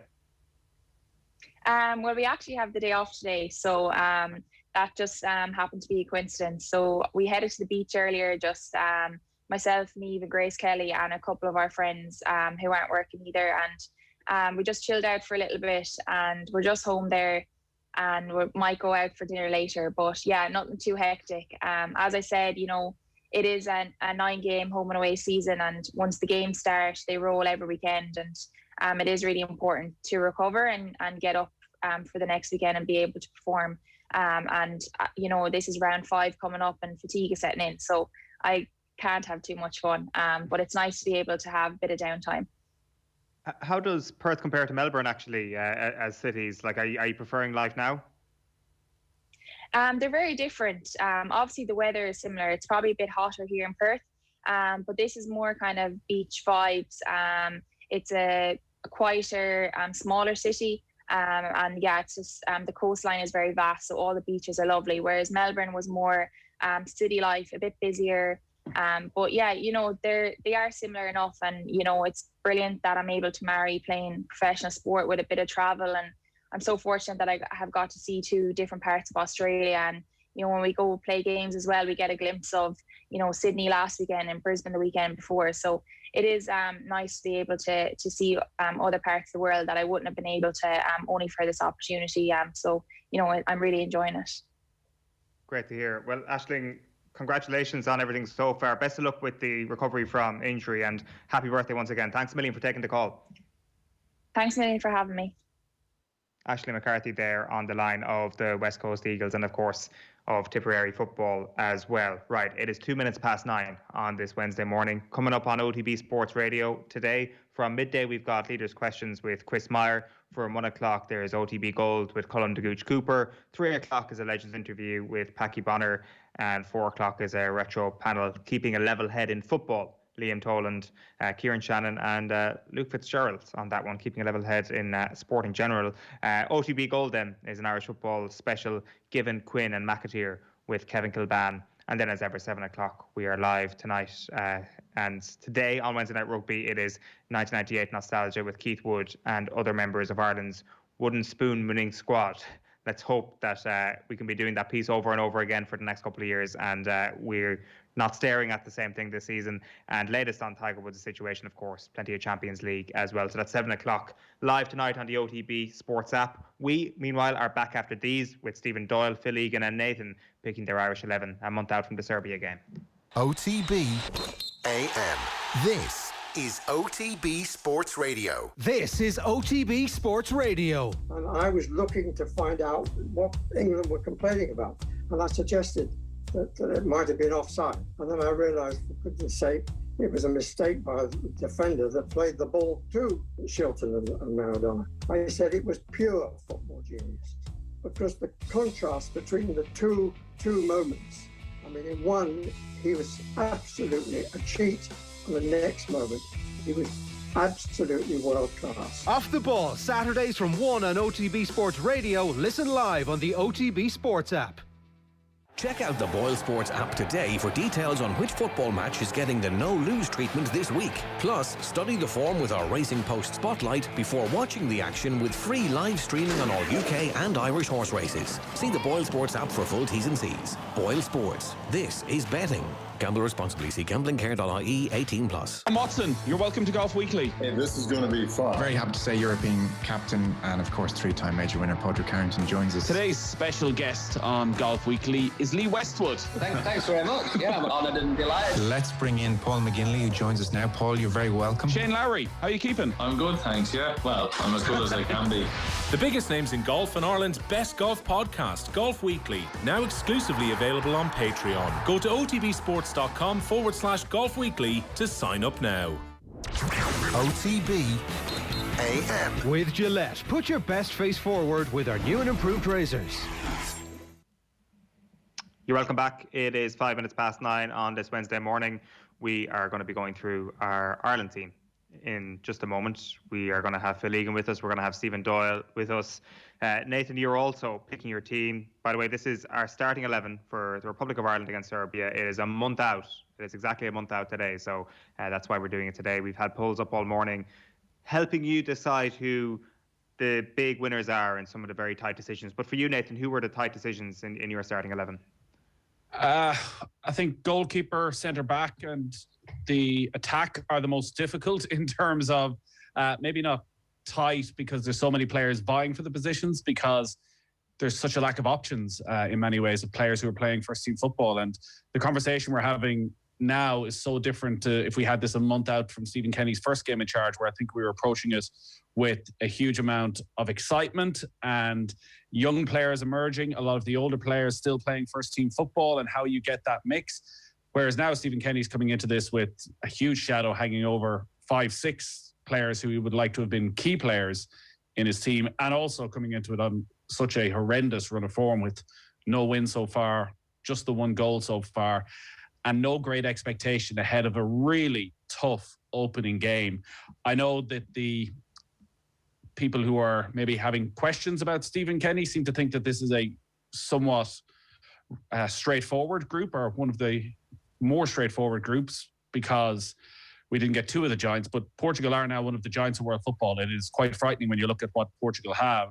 And Serbia have been the great underachievers of European football over the last 5-6 years, considering what they've done at underage level and the amount of quality players they have playing across Europe. So Serbia are going to decide this group. If Serbia can get it together, we're in big trouble, because remember, you have to finish in the top two to have any chance of qualifying. If Serbia have been where they've been when we were in Belgrade 2-3 years ago and they didn't deliver, I think Ireland have an opportunity. But yeah, from all the early optimism I think that was there when Stephen Kenny came in, there's not a huge amount of it now when you look at the players that he's choosing from. Phil Egan, good morning. You're back with us. You've been mulling over your decisions over the last couple of days. What is the position for you that caused you the most consternation? Probably striker, because obviously we're not scoring goals, and you have to decide who's going to get you the goals, or do you look at it and think, maybe I need somebody up there that can play the role best, that can bring other players into it, that can score the goals, because it's not a case of you can't write off an Irish player playing up front because they don't score goals. Nobody's done it since Robbie Keane left. We always, Martin O'Neill talked about it when Robbie Keane was on his way out, that they were always going to struggle without Robbie Keane, and that has proven to be the case. So there is no out-and-out nailed-on selection for starting in that role. Obviously, David McGoldrick, even when he played in that role, he likes to drift out and play in a more withdrawn role as well. So that was the toughest one for me.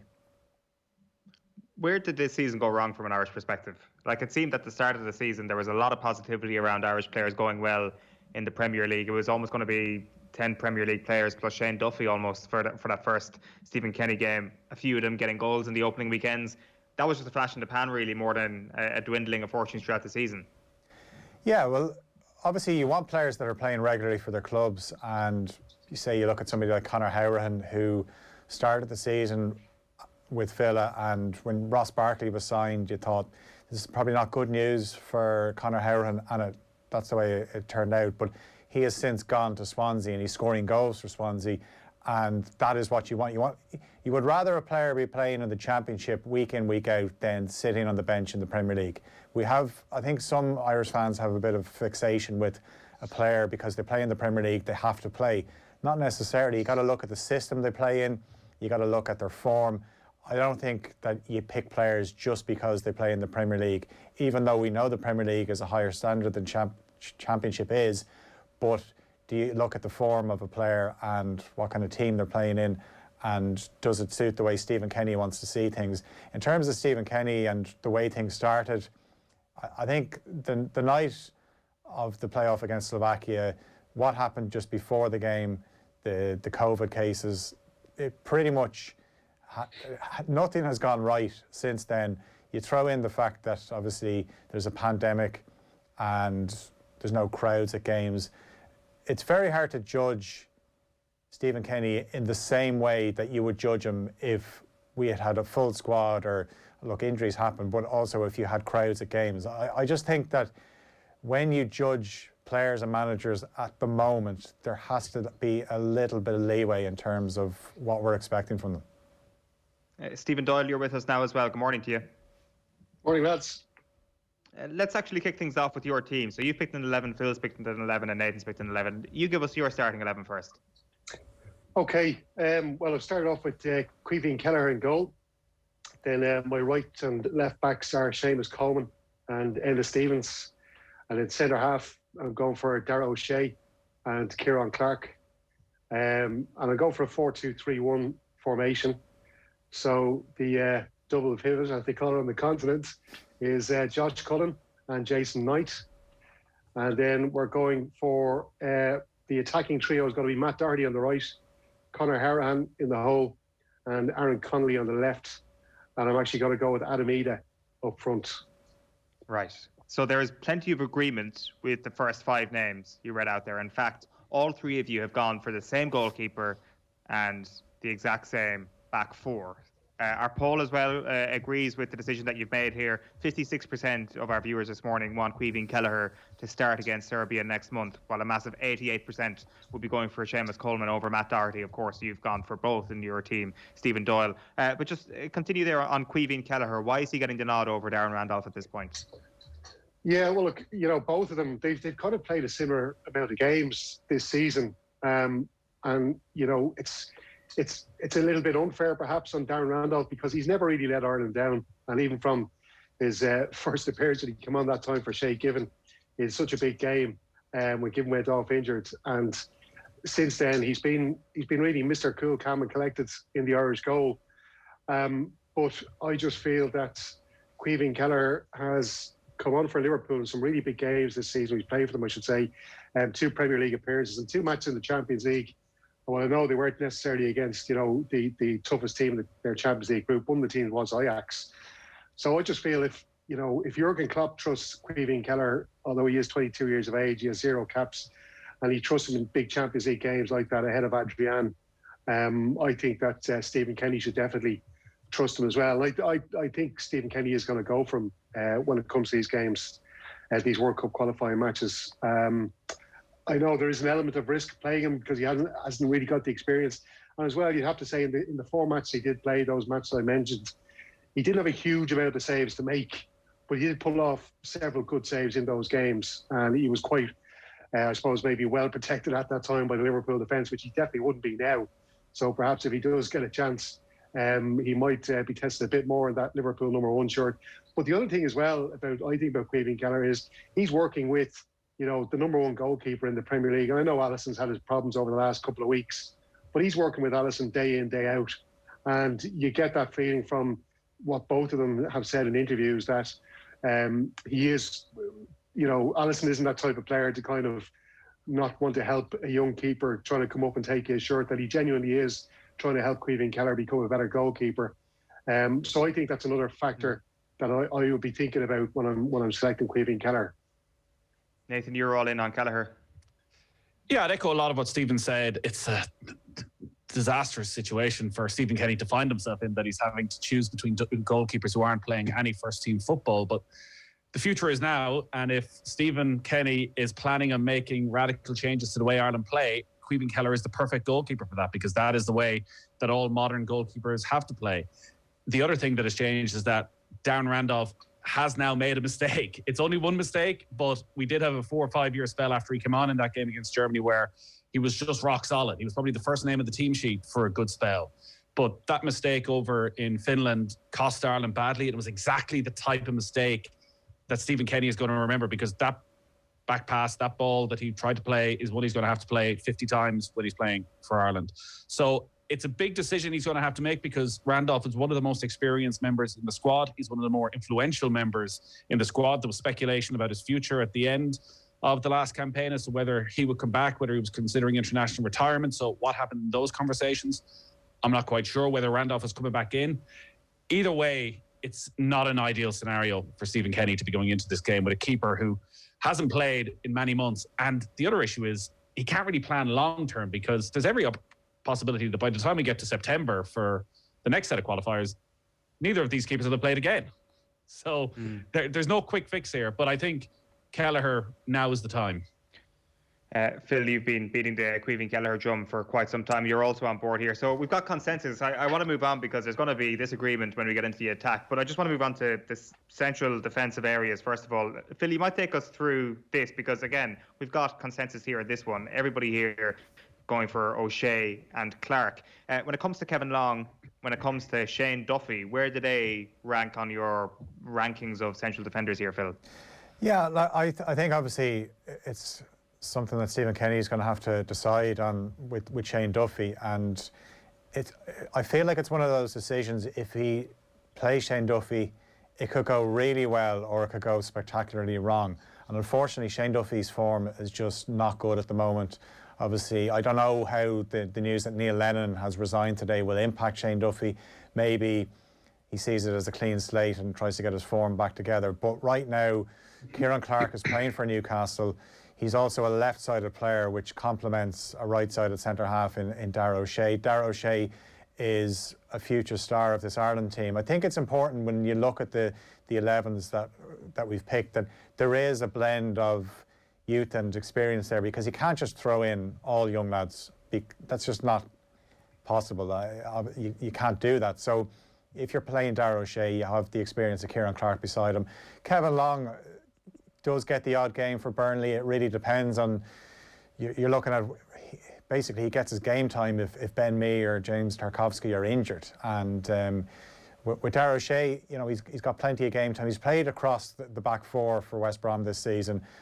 He's played in a back three, he's played in a back four, and he's just been so impressive. Even if you think the night of the England game, I know it was a really tough game for Ireland that night, but John Egan went off injured, and Darragh O'Shea came on and just took it in his stride, got the ball. One of the first things he does is just plays a pass with purpose. You know, he won't just take the easy option and play the ball back to the keeper. He'll look to bring a midfielder into play, and that's what you want to see. You want to see a young lad that isn't afraid to express himself, but also, look, you know, he's only 21. He's going to make the odd mistake, but that's why you need experience in there. That's why I went for them, and I think it is very important that you have a left-sided player playing in the two, because even I think back to, say, the Merseyside derby the other day, Ozan Kabak found himself playing on the left side of a two. He found himself in that position actually for the Richarlison goal, ball played down his left-hand side, not as comfortable because that's not his stronger side, whereas if you're left-footed, it's easier to defend on that side. So that's why I went for those two. The other thing as well, Phil, I think Darragh O'Shea's actually been quite unlucky with West Brom. I know Sam Allardyce seems to have favoured Ajayi and Bartley at West Brom at the moment. I think Darragh O'Shea's a better player than Bartley. I think it's just maybe because, you know, Allardyce seems to have this thing in his head that because he's too young, or so young, that he can't maybe, you know, depend on him in such an important relegation battle that West Brom are in.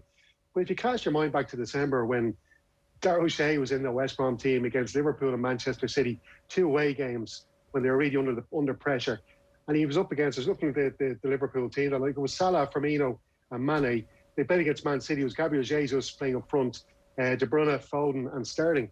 Like, he was so calm and assured in those 2 games, and I thought he was their best defender on those nights when they got those 1-1 draws. So, like, if Darragh O'Shea can perform like that in a rickety West Brom team against two of the best attacks in world football, surely he's good enough to play in the Ireland team against Serbia in a World Cup qualifier. A rickety Ireland team. It is incredible, again, how everything has changed so much in the last year. At this time, 12 months ago, we thought we were on the verge of a playoff against Slovakia. And for Mick McCarthy, Duffy and Randolph were the two automatic selections. And it's such a shame for Shane Duffy how it has gone over the last year at Celtic that he's in this position. And it's another big decision for Stephen Kenny, because again, you're talking about another influential member of the squad. But Coleman returning is nailed on. Coleman simply has to start at right back. I think both of them will play, Coleman and Doherty. It won't be in either or. But Darragh O'Shea was one of the best performers of the Stephen Kenny era so far across a range of positions, has been rock solid. So I think he will find a place. And having Kieran Clark back, if he gets there, because the unfortunate issue for Kieran Clark is there's always been something. There's these constant niggly injuries that mean that it's nearly a decade since his first cap. He's 34 of them. He could easily have doubled that. He could easily have been first choice centre half for the last 6-7 years, because every time I watch him in a rickety Newcastle defence, he impresses because he's a modern centre half. He's more than happy to stride out of defence with the ball. He plays with the head up. So that is a really good, promising centre half partnership there in the mould of what we thought Stephen Kenny would want. But again, it's a big old decision when it comes down to it to drop both Randolph and Duffy from that starting 11. Yeah. Well, just very quickly, Nathan, where would you have Duffy? Is he first up off the bench? If there's another injury, does he start? Is he close? Yeah, I think if there's another injury, if Kieran Clark was to unfortunately pick up an injury, or Darragh O'Shea, I think Duffy then starts. I think he probably is still ahead of Kevin Long, because Kevin Long's not playing any first team football, as Stephen touched. I don't think he gets a few minutes here and there if one of the centre halves is out injured. So I think Duffy is still your first man off the bench. And I think there's an opportunity as well for Duffy to find his way back into form in the next couple of years. I know there's a feeling he's just not suited to Stephen Kenny's style of play and hasn't looked that comfortable, but Stephen Kenny hasn't had the Shane Duffy of the last 2 or 3 years ago. Stephen Kenny's had the Shane Duffy who's been a shadow of what we saw at Brighton, even when he was in and out of the team. So yeah, Duffy will be in the squad. Duffy will be on the bench. And here, as much as it may be a newish era and a new style, if we're 1-0 down in Belgrade with 5 minutes to go and there's a substitute remaining, you're sticking Shane Duffy on. The funny thing I think the other thing as well is it's unfortunate for Nathan Collins to have had that injury for Stoke City, because I think he'd be in the mix as well. And perhaps if he was fully fit, I think the way Shane Duffy's playing at the moment, Nathan Collins might even have a chance of sneaking in ahead of him there. But anyway, he's injured, so he doesn't really come into the conversation. And it's definitely one to watch for the future. Stephen, let's get into your attack then. Everybody here, by the way, has got Conor Hourihane and Jason Malumbi in the team, as far as I'm aware. No, I don't. Nathan, no. Sorry, you don't. Sorry, my bad. But Stephen, one of the players that you have that nobody else has in your starting 11 is Josh Cullen. Talk us through this. Why are you starting Cullen?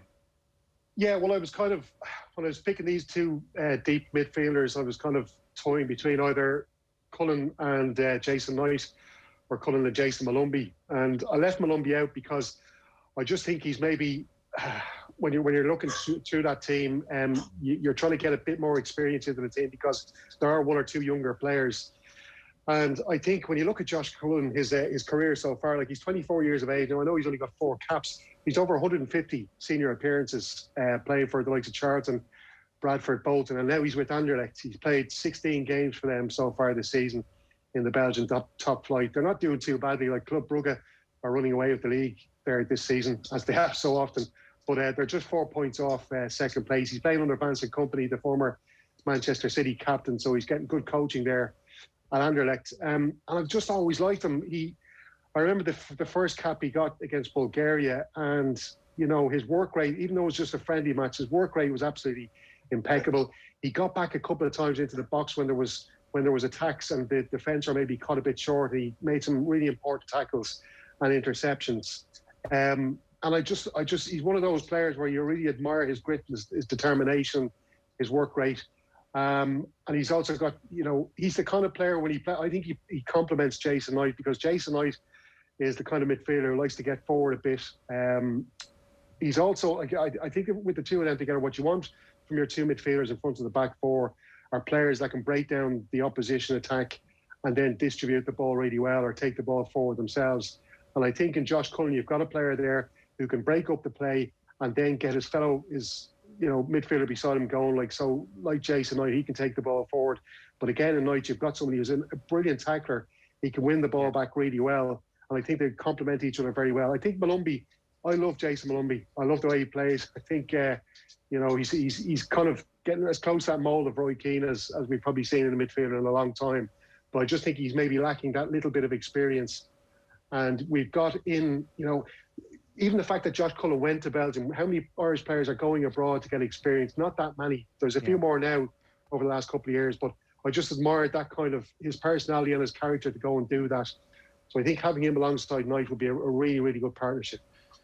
He does have a lot of options in midfield, that's sort of the point I'm going to make is around Jason Molumby. He does have a lot of options in midfield if everybody is fit, but it's how you get that right mix. So I have James McCarthy in the team who was back on the bench for Crystal Palace. I still think if McCarthy is fully fit, and it's a massive if, that he is the perfect player for what Kenny will try and do and that he should start. But Knight and Molumby, you'd love to see the two of them together. I think at the moment they're probably still both a little bit too raw to start in the team together. And also Conor Horan has to play. He is the informed Irish player right now. Since he went on loan to Swansea, he's scoring goals. He's been released a little bit from the shackles of the double pivot, as Stephen is going with, that he's now playing. They're going with a single pivot at Swansea, so he's playing as a number 8. So he has a bit more freedom and is absolutely flourishing in that. So I think Horan will definitely start. The one who I don't think has got into any of our teams is Jeff Hendrick, who I had a big debate over in my head, because Hendrick for me has been the best player of the Kenny era so far. I think he's got absolutely hammered after every game, but I just think he has shown a good energy. He has been key in the best moments Ireland have had in almost every match. He's been involved in them. Yes, he's not as consistent as we would like, and it's very hard to select him when he's not playing for Newcastle at the moment, and he, again, is not in any sort of form at club level. He may miss out, but I wonder when Kenny is picking his team, will he look back on the games that Hendrick has played and still feel it's very difficult to drop him? Nathan, we'll come back to your front six in just a moment. Phil, just take us through why you picked Jason Molumby, because you disagree with the point here that Molumby and Knight aren't ready to play together right now. Yeah, I've obviously included both in the team, but what I've done is I've actually dropped Horan into the two in midfield, because I would agree in terms of Molumby and Knight together, maybe a bit raw, but having Horan there beside Molumby will give him a bit of experience. Hendrick did come into the reckoning in a bit, but I think at the moment, I think one thing Jeff Hendrick has suffered from a lot is he's been played in so many different positions for Ireland and for club that we don't really know what is his best position. Stephen Kenny has played him in a more advanced role at times and kind of makes things happen a little bit more. But yeah, he seems to be the one that whenever Ireland are not playing well, that fans will always go after him. But at the moment, it looks like he's not getting any game time at Newcastle. I know he got that silly red card against Southampton, and maybe Steve Bruce has just thought like that game meant so much to them, and obviously they got the win, but he just probably thought that was pretty irresponsible to get sent off in that game. With Horan, I want him in the team as well. I want finally some set piece comes up and he takes ownership, because he scored one goal for Ireland, and it was a free kick against Georgia, the one where the tennis balls were thrown onto the pitch.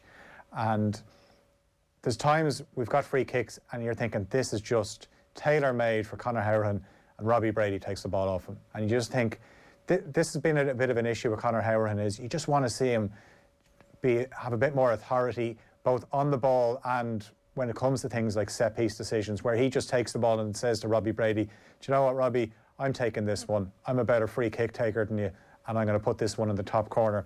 In terms of Molumby, he was one of the standout performers for Kenny in the 21s. He was the natural progression was going to be to get into the senior team.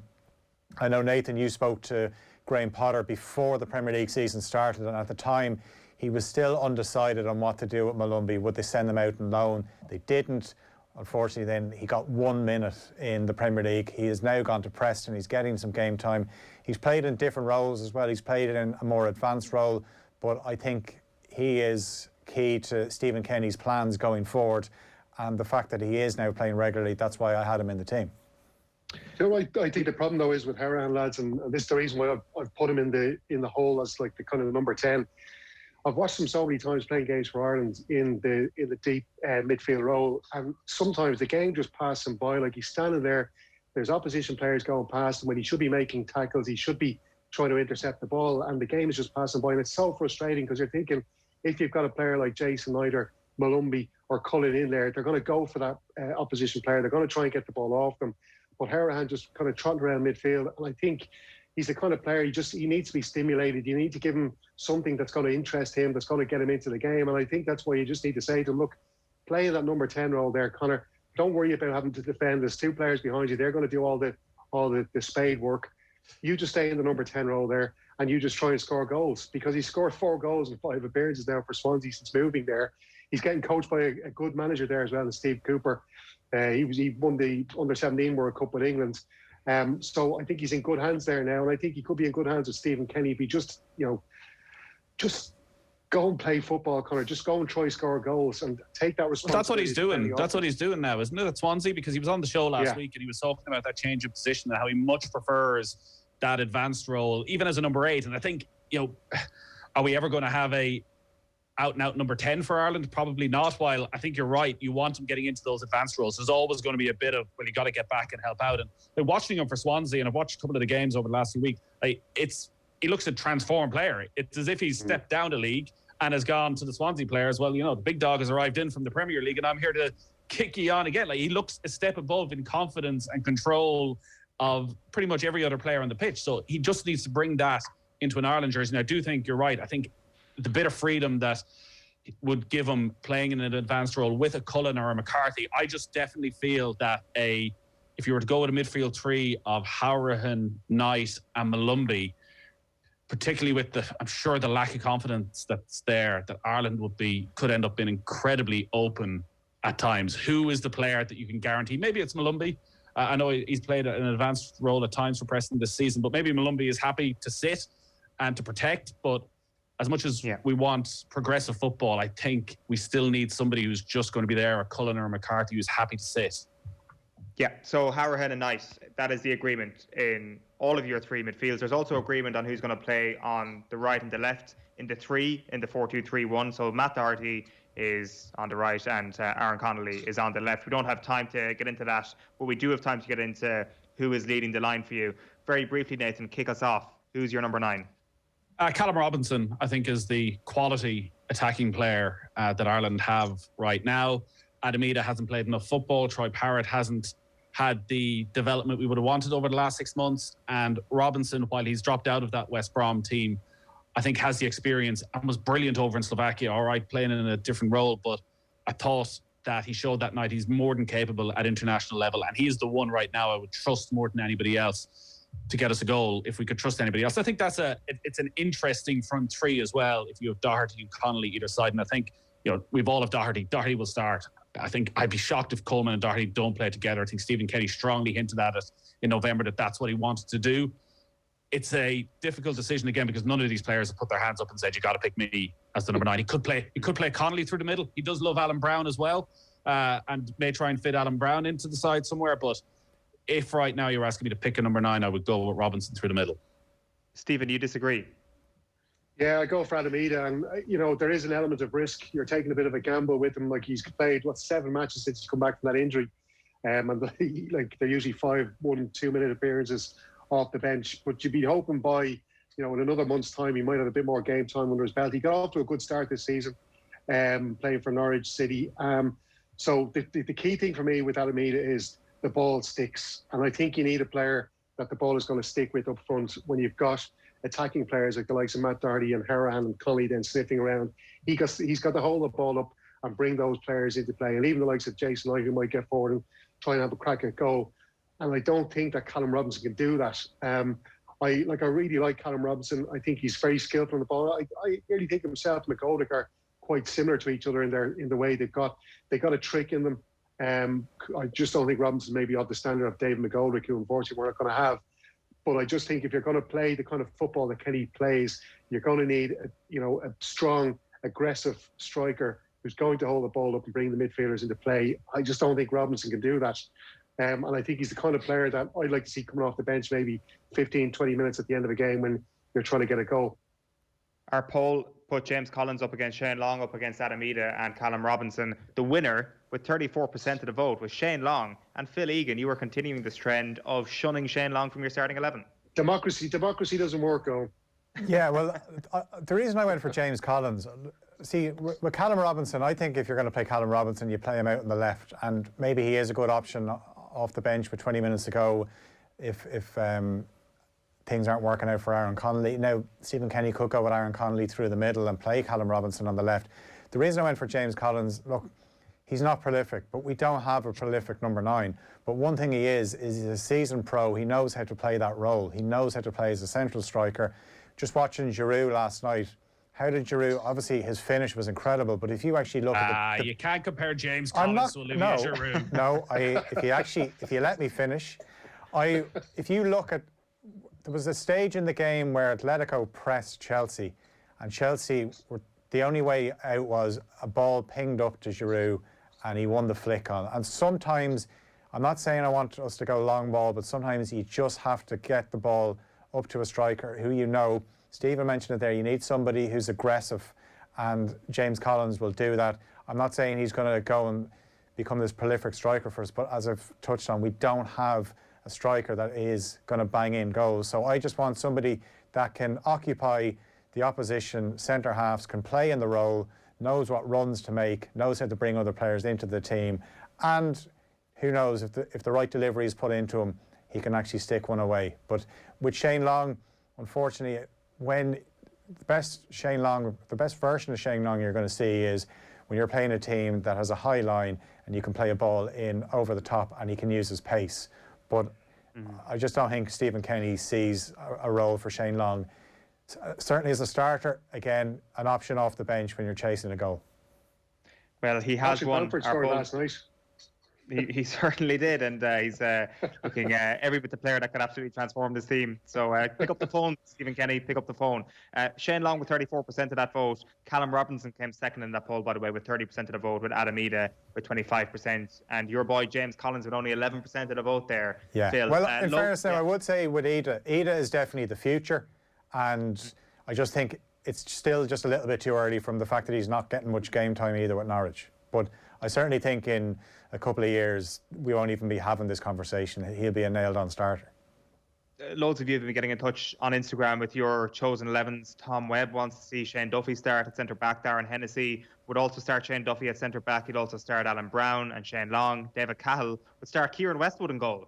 And he'd also hand a start to Troy Parrott, while Alex Conroy says get Jeff Hendrick into the team. So you've been getting them in on Instagram. Lads, great stuff. Just very briefly before we wrap up this morning, Stephen Doyle, Celtic superfan, who do you want to see succeed Neil Lennon as boss?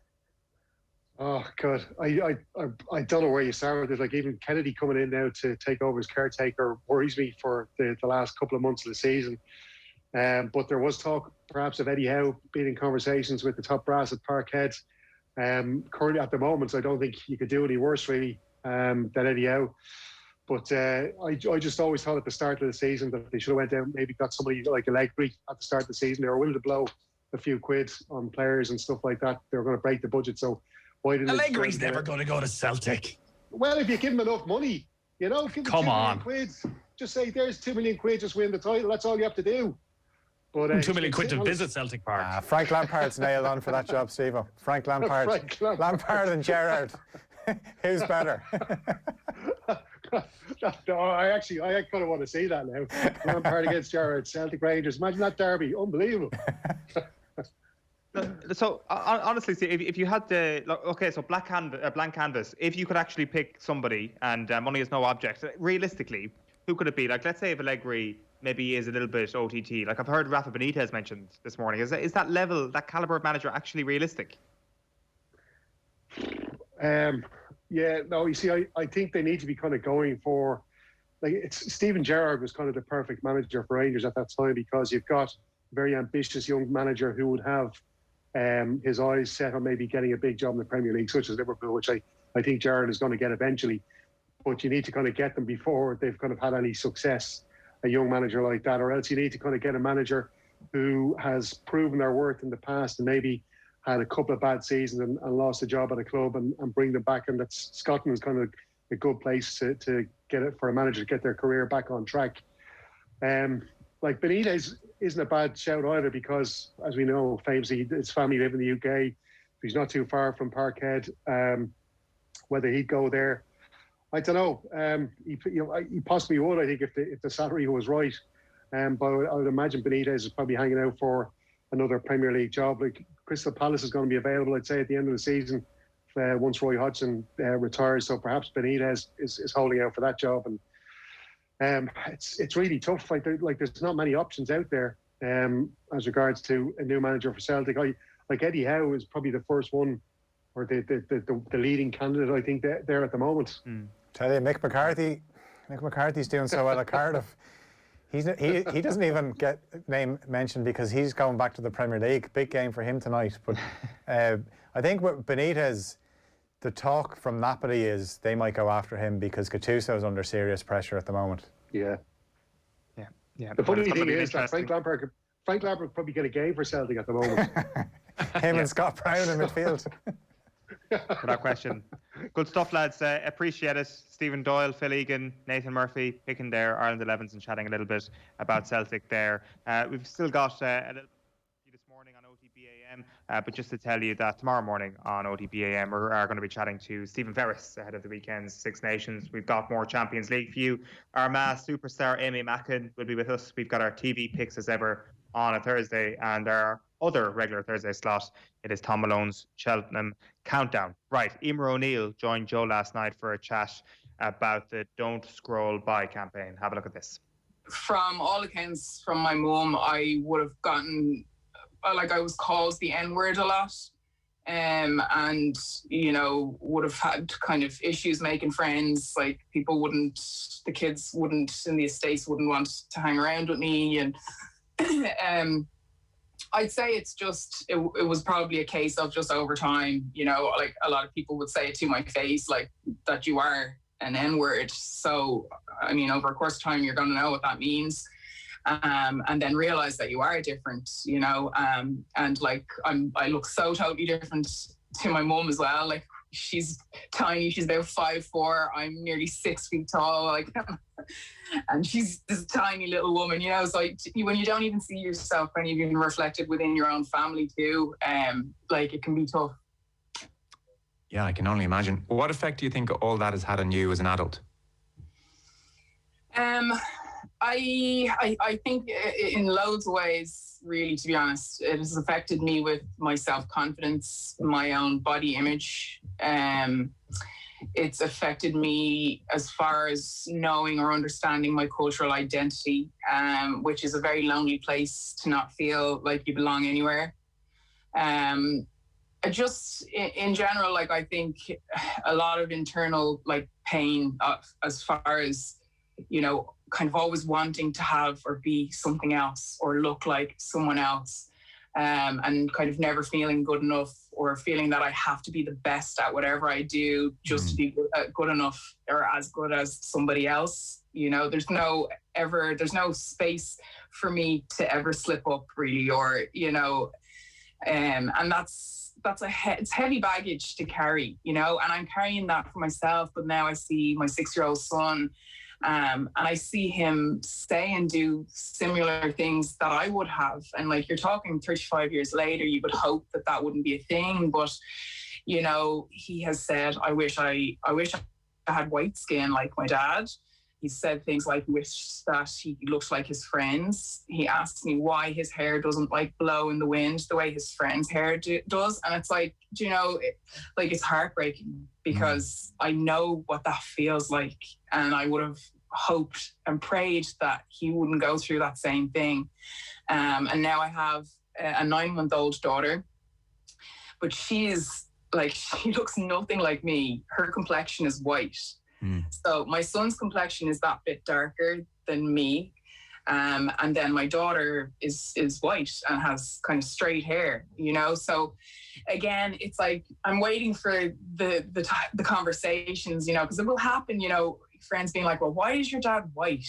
And like, how come you're darker than your mum? And like, how come your sister's white? And, you know, so it's so important to prep him for all those questions, that he's not nervous or scared by those questions, to feel confident in answering them, that he can confidently say, well, I'm half Jamaican, I'm a quarter Nigerian and a quarter Irish, hence my colour, my beautiful colour and my cool hair. You know? Is he dealing with incidents as well, or do you suspect? Like, I would presume he's not in as much of a minority as you were as the 1 in 800 these days. Yeah, I don't know. Like, I mean, I live in Bray. Bray is not very diverse still. Right. Okay. You won't believe it, but in his school, in his class, he actually has a mixed race buddy, same mix, and that's in a Gael school. And I, like, before I put him in the Gael school, a lot of people said to me, like, Emer, like, you saw how hard it was to, you know, see people like you in just a regular mainstream school. Do you not think putting him into a Gael school is going to be even harder? And I just said, look, I don't care. I'm not going to change. I want him to have Irish. It's really important to me. It always has been. And funnily enough, it turns out then that he's actually in a class with another mixed race African Irish child with the same type of hair. So it's really cool. Like, I'm glad for him that he has that. It is important, you know.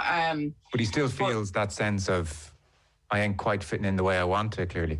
Definitely, because like everybody else that he knows, other than that one child, is white, you know. And for the most part, like, in his school books, the characters are white, the pictures within his classroom, the kids are white. You know, there's just so much that as a white man or woman, you don't see it. I know. I was talking with some people yesterday. It's so funny you mentioned that, and we're just, you know, as we all are at the moment, what are you watching on TV is kind of like the most exciting thing in all our lives. And again, us being of a similar age, I mean, the iconic show in our world was probably Friends. I think it's New York City, and like, I think it's about season 7 before there's a black character. Yeah. But that didn't jump out to me at the time. Yeah. I mean, it must have jumped out to you. It did, and things like that always do, you know. But again, like, I would say that to somebody, like, there hasn't been a black person in this show at all so far, or in this movie so far, or something like that, and someone would say to me, what? So, like, really? But if the shoe's on the other foot, I feel like you would think differently about that. Like, obviously it's not bothering you because you see yourself represented everywhere all the time. Yeah. And all Irish media, you know, in leadership positions and everything, I don't. Yes. And people that look like me don't, mixed race and black, you know. So I think just like, so for us as a country, because we have become so diverse, we have to change the way we see ourselves as Irish people. You know, that, you know, white skin does not mean Irish. Like, my skin means Irish too now, you know, and has done for years, but it's not been acknowledged. And so it's something that, you know, I think once you see it, you will never unsee it again. I would challenge a lot of my followers, like, to do things like, I want you to go and I want you to look at all the books that you have in your bookshelf. Do you have any books where the authors are a person of color or black?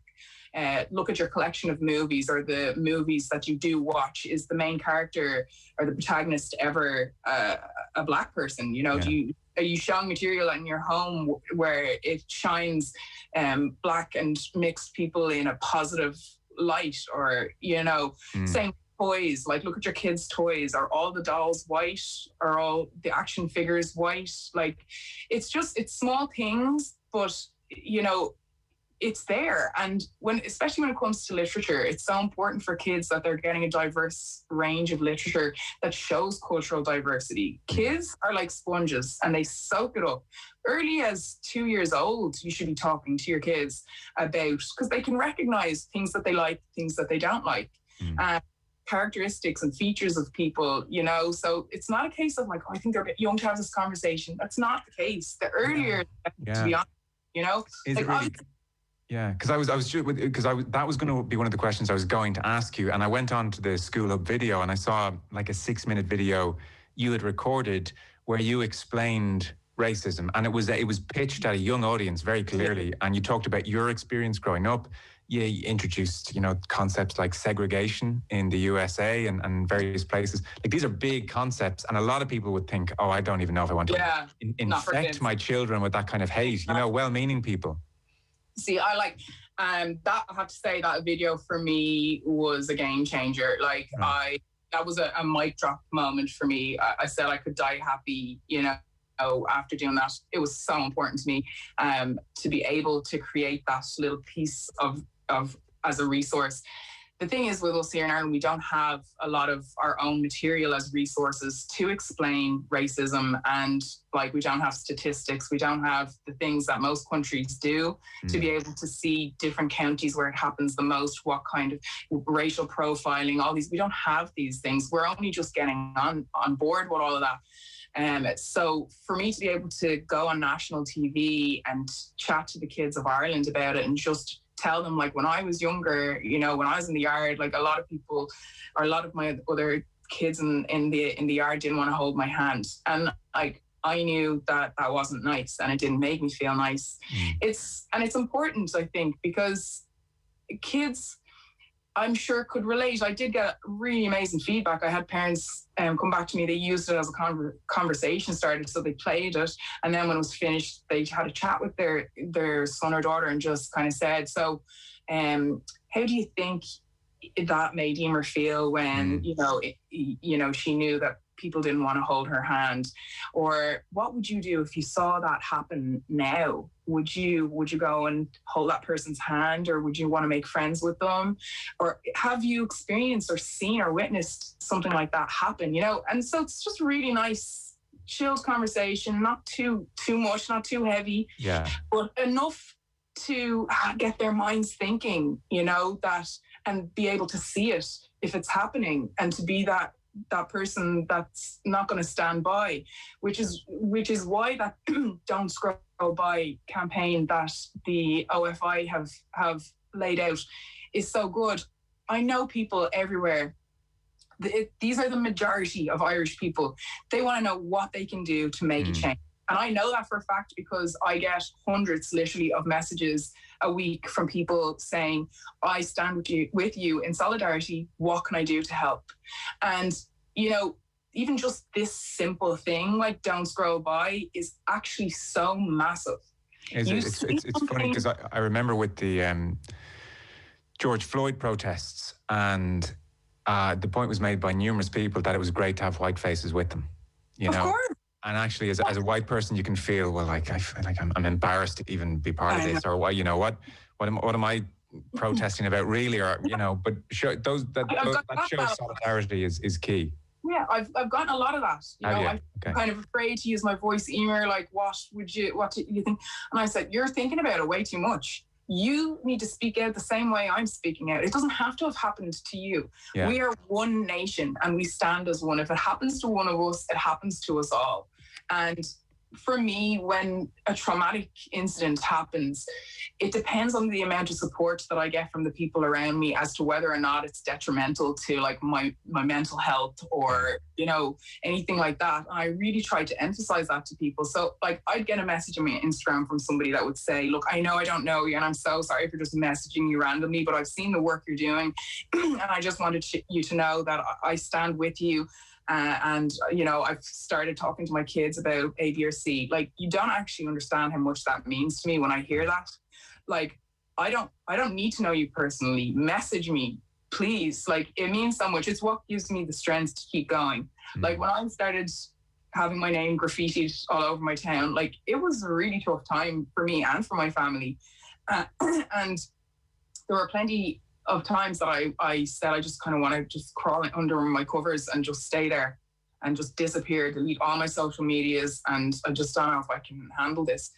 And then in turn, I see my community out, people I don't even know with paintbrushes and paint, kids, parents, grandparents out painting over my name to make sure that it's gone as soon as it goes up, that I don't ever have to see it. And people from all over Ireland messaging me saying it's absolutely atrocious. They are the minority. We support you. Black Lives Matter. You know, and it's like, that is huge. And like, we as a country, the majority of the people of Ireland are white. So if white people don't speak out, then sure, you know, it's going to be a pretty quiet place. Yeah, you know? yeah. And maybe people can feel they just, do I look like I'm just virtue signaling here and looking like I'm I great, you know? Yeah, I do. And I do understand that.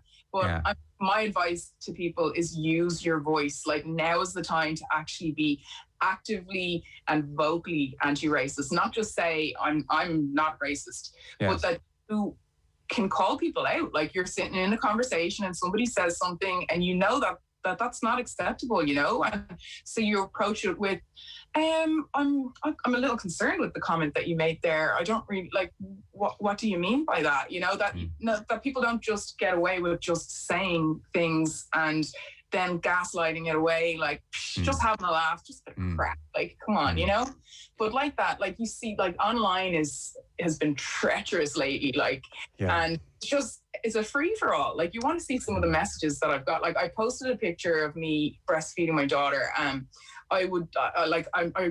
I'm trying to normalize breastfeeding. It's a beautiful thing, and I don't think women should be ashamed of it, and I think it's something that should be out there. It's important to me. And underneath this beautiful picture of a mother, you know, nourishing her child, a man wrote "ugly blackie." And I clicked on his profile because, like, you know, a lot of the time people say to me, oh, it's just keyboard warriors, Emer. They're probably not even real people. Like, get over it and all this kind of stuff. Like, I click on his picture and it's a picture of him with his 2 kids. And you're like, it's just horrific. Like, it's horrendous. Like, what inside him, what amount of hate must there be to stop at a picture like that and want to tell that person they're an ugly blackie? You know, it's horrible. And I had another post under one of my daughter's pictures saying, weird looking child. You know, it's so horrible, so harmful. And that's why the Don't Scroll By campaign is huge. You stop. So hashtag delete, ban, report. You delete the comment, you ban or block the person, and you report it to wherever you need to.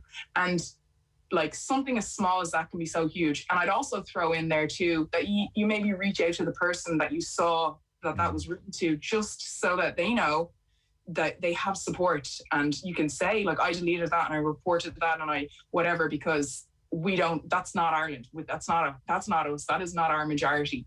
And we're here with you, you know, standing in solidarity. And the least that we can do as the people of Ireland is don't scroll by, you know, stop. And our friend with his 2 kids, who probably, you know, in the next breath is putting up another post with hashtag be kind in it and doesn't even understand the stupidity of his own behaviour. To what extent does that upset you? Because that's incredibly upsetting. I mean, you could be tempted to say, oh, it's water off a duck's back, or, you know, I'm used to it. But Jesus, that's like, I mean, if you told me you cried and were really upset about that, I wouldn't be the least bit surprised, you know? Yeah, that wasn't something that I cried about, but I have cried definitely about multiple other things. Constantly being told to go back to my own country. You know, like, how does that arise? How does that arise, Emer? So when, like, I did buying the newspaper. I did an interview. I was on the Ryan Tuberty show, and after that, they had posted it on their Facebook, and the comments were open, and oh my God, they were just horrendous. Like, when I read, like, the first few, and I just, like, don't read anymore, but I couldn't help myself. Now, there was some beautiful ones there, like, you don't remember them, strong woman, all these, like, no, and I remember all of them, and they meant so much, but you can't help but see the others. And it was things like, if she doesn't like it here, why doesn't she just go back to her own country? Or, like, my daughter has red hair and gets bullied all the time, get over it. Like, so we're now comparing, you know, 400 years of slavery to having red hair. You know, think about the N-word. It's the like of her that are listening to all the rap music and saying the N-word all the time. It's their own fault. You know, there's just so much, and there's so much anger behind it. You can feel it. And I think one of the other things that occurs that really, really hurt a lot, I think, as a family, was my son's 6th birthday, and we had only a couple of friends over, and we were in the front room, and next minute we just heard these loud bangs. I didn't know what was happening. I had my daughter in my arms, and she's about 2 months old at the time, and my brother stands up and he says, "They're egging your house." So I hand my baby over to my best friend. I run out, my brother runs out, my mum runs out, and there's these 2 lads legging it. They hop on a bike and disappear. We chase them down.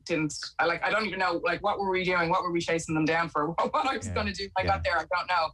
But we have cameras. I had to get cameras because of everything that was going on. And I saw the kids. And before watching it, I just hoped, I prayed that it wasn't any of my students, you know, because that would have just broken my heart, because I care so much about my kids. But I knew it wouldn't be, you know, because they're great kids.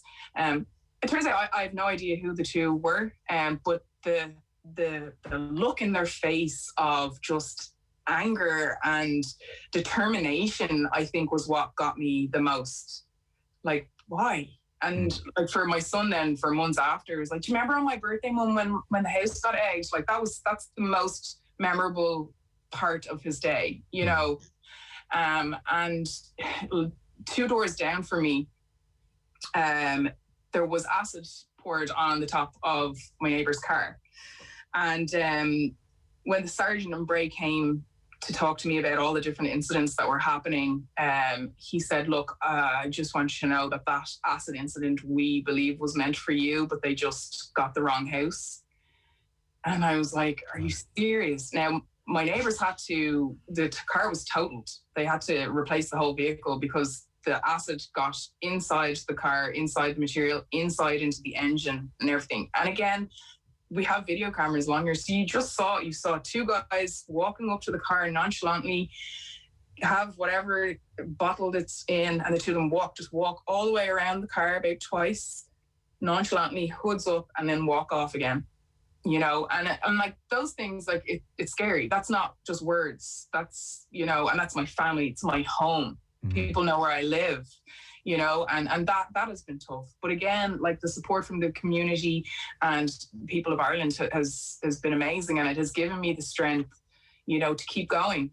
I think in the face of adversity and things like that, in the past, sure, what change would there ever have been in the world if because, you know, it got tough, we stopped. Yeah. You know, and do you draw a line from the egging and the graffiti and the acid, that's connected to you speaking up as part of the Black Lives Matter movement last year? Is that's when all this kind of kicked off, is it? Yeah, it all started when because I was doing a lot of activist work. I was, you know, on our local radio station, in the local newspaper, in the Irish Times, and, you know, on the Tuberty show. I was doing takeovers on Instagram pages, like, of quite high profile people. So it was a means to kind of shut me up, I think, but it did the opposite, and gave me a fire instead.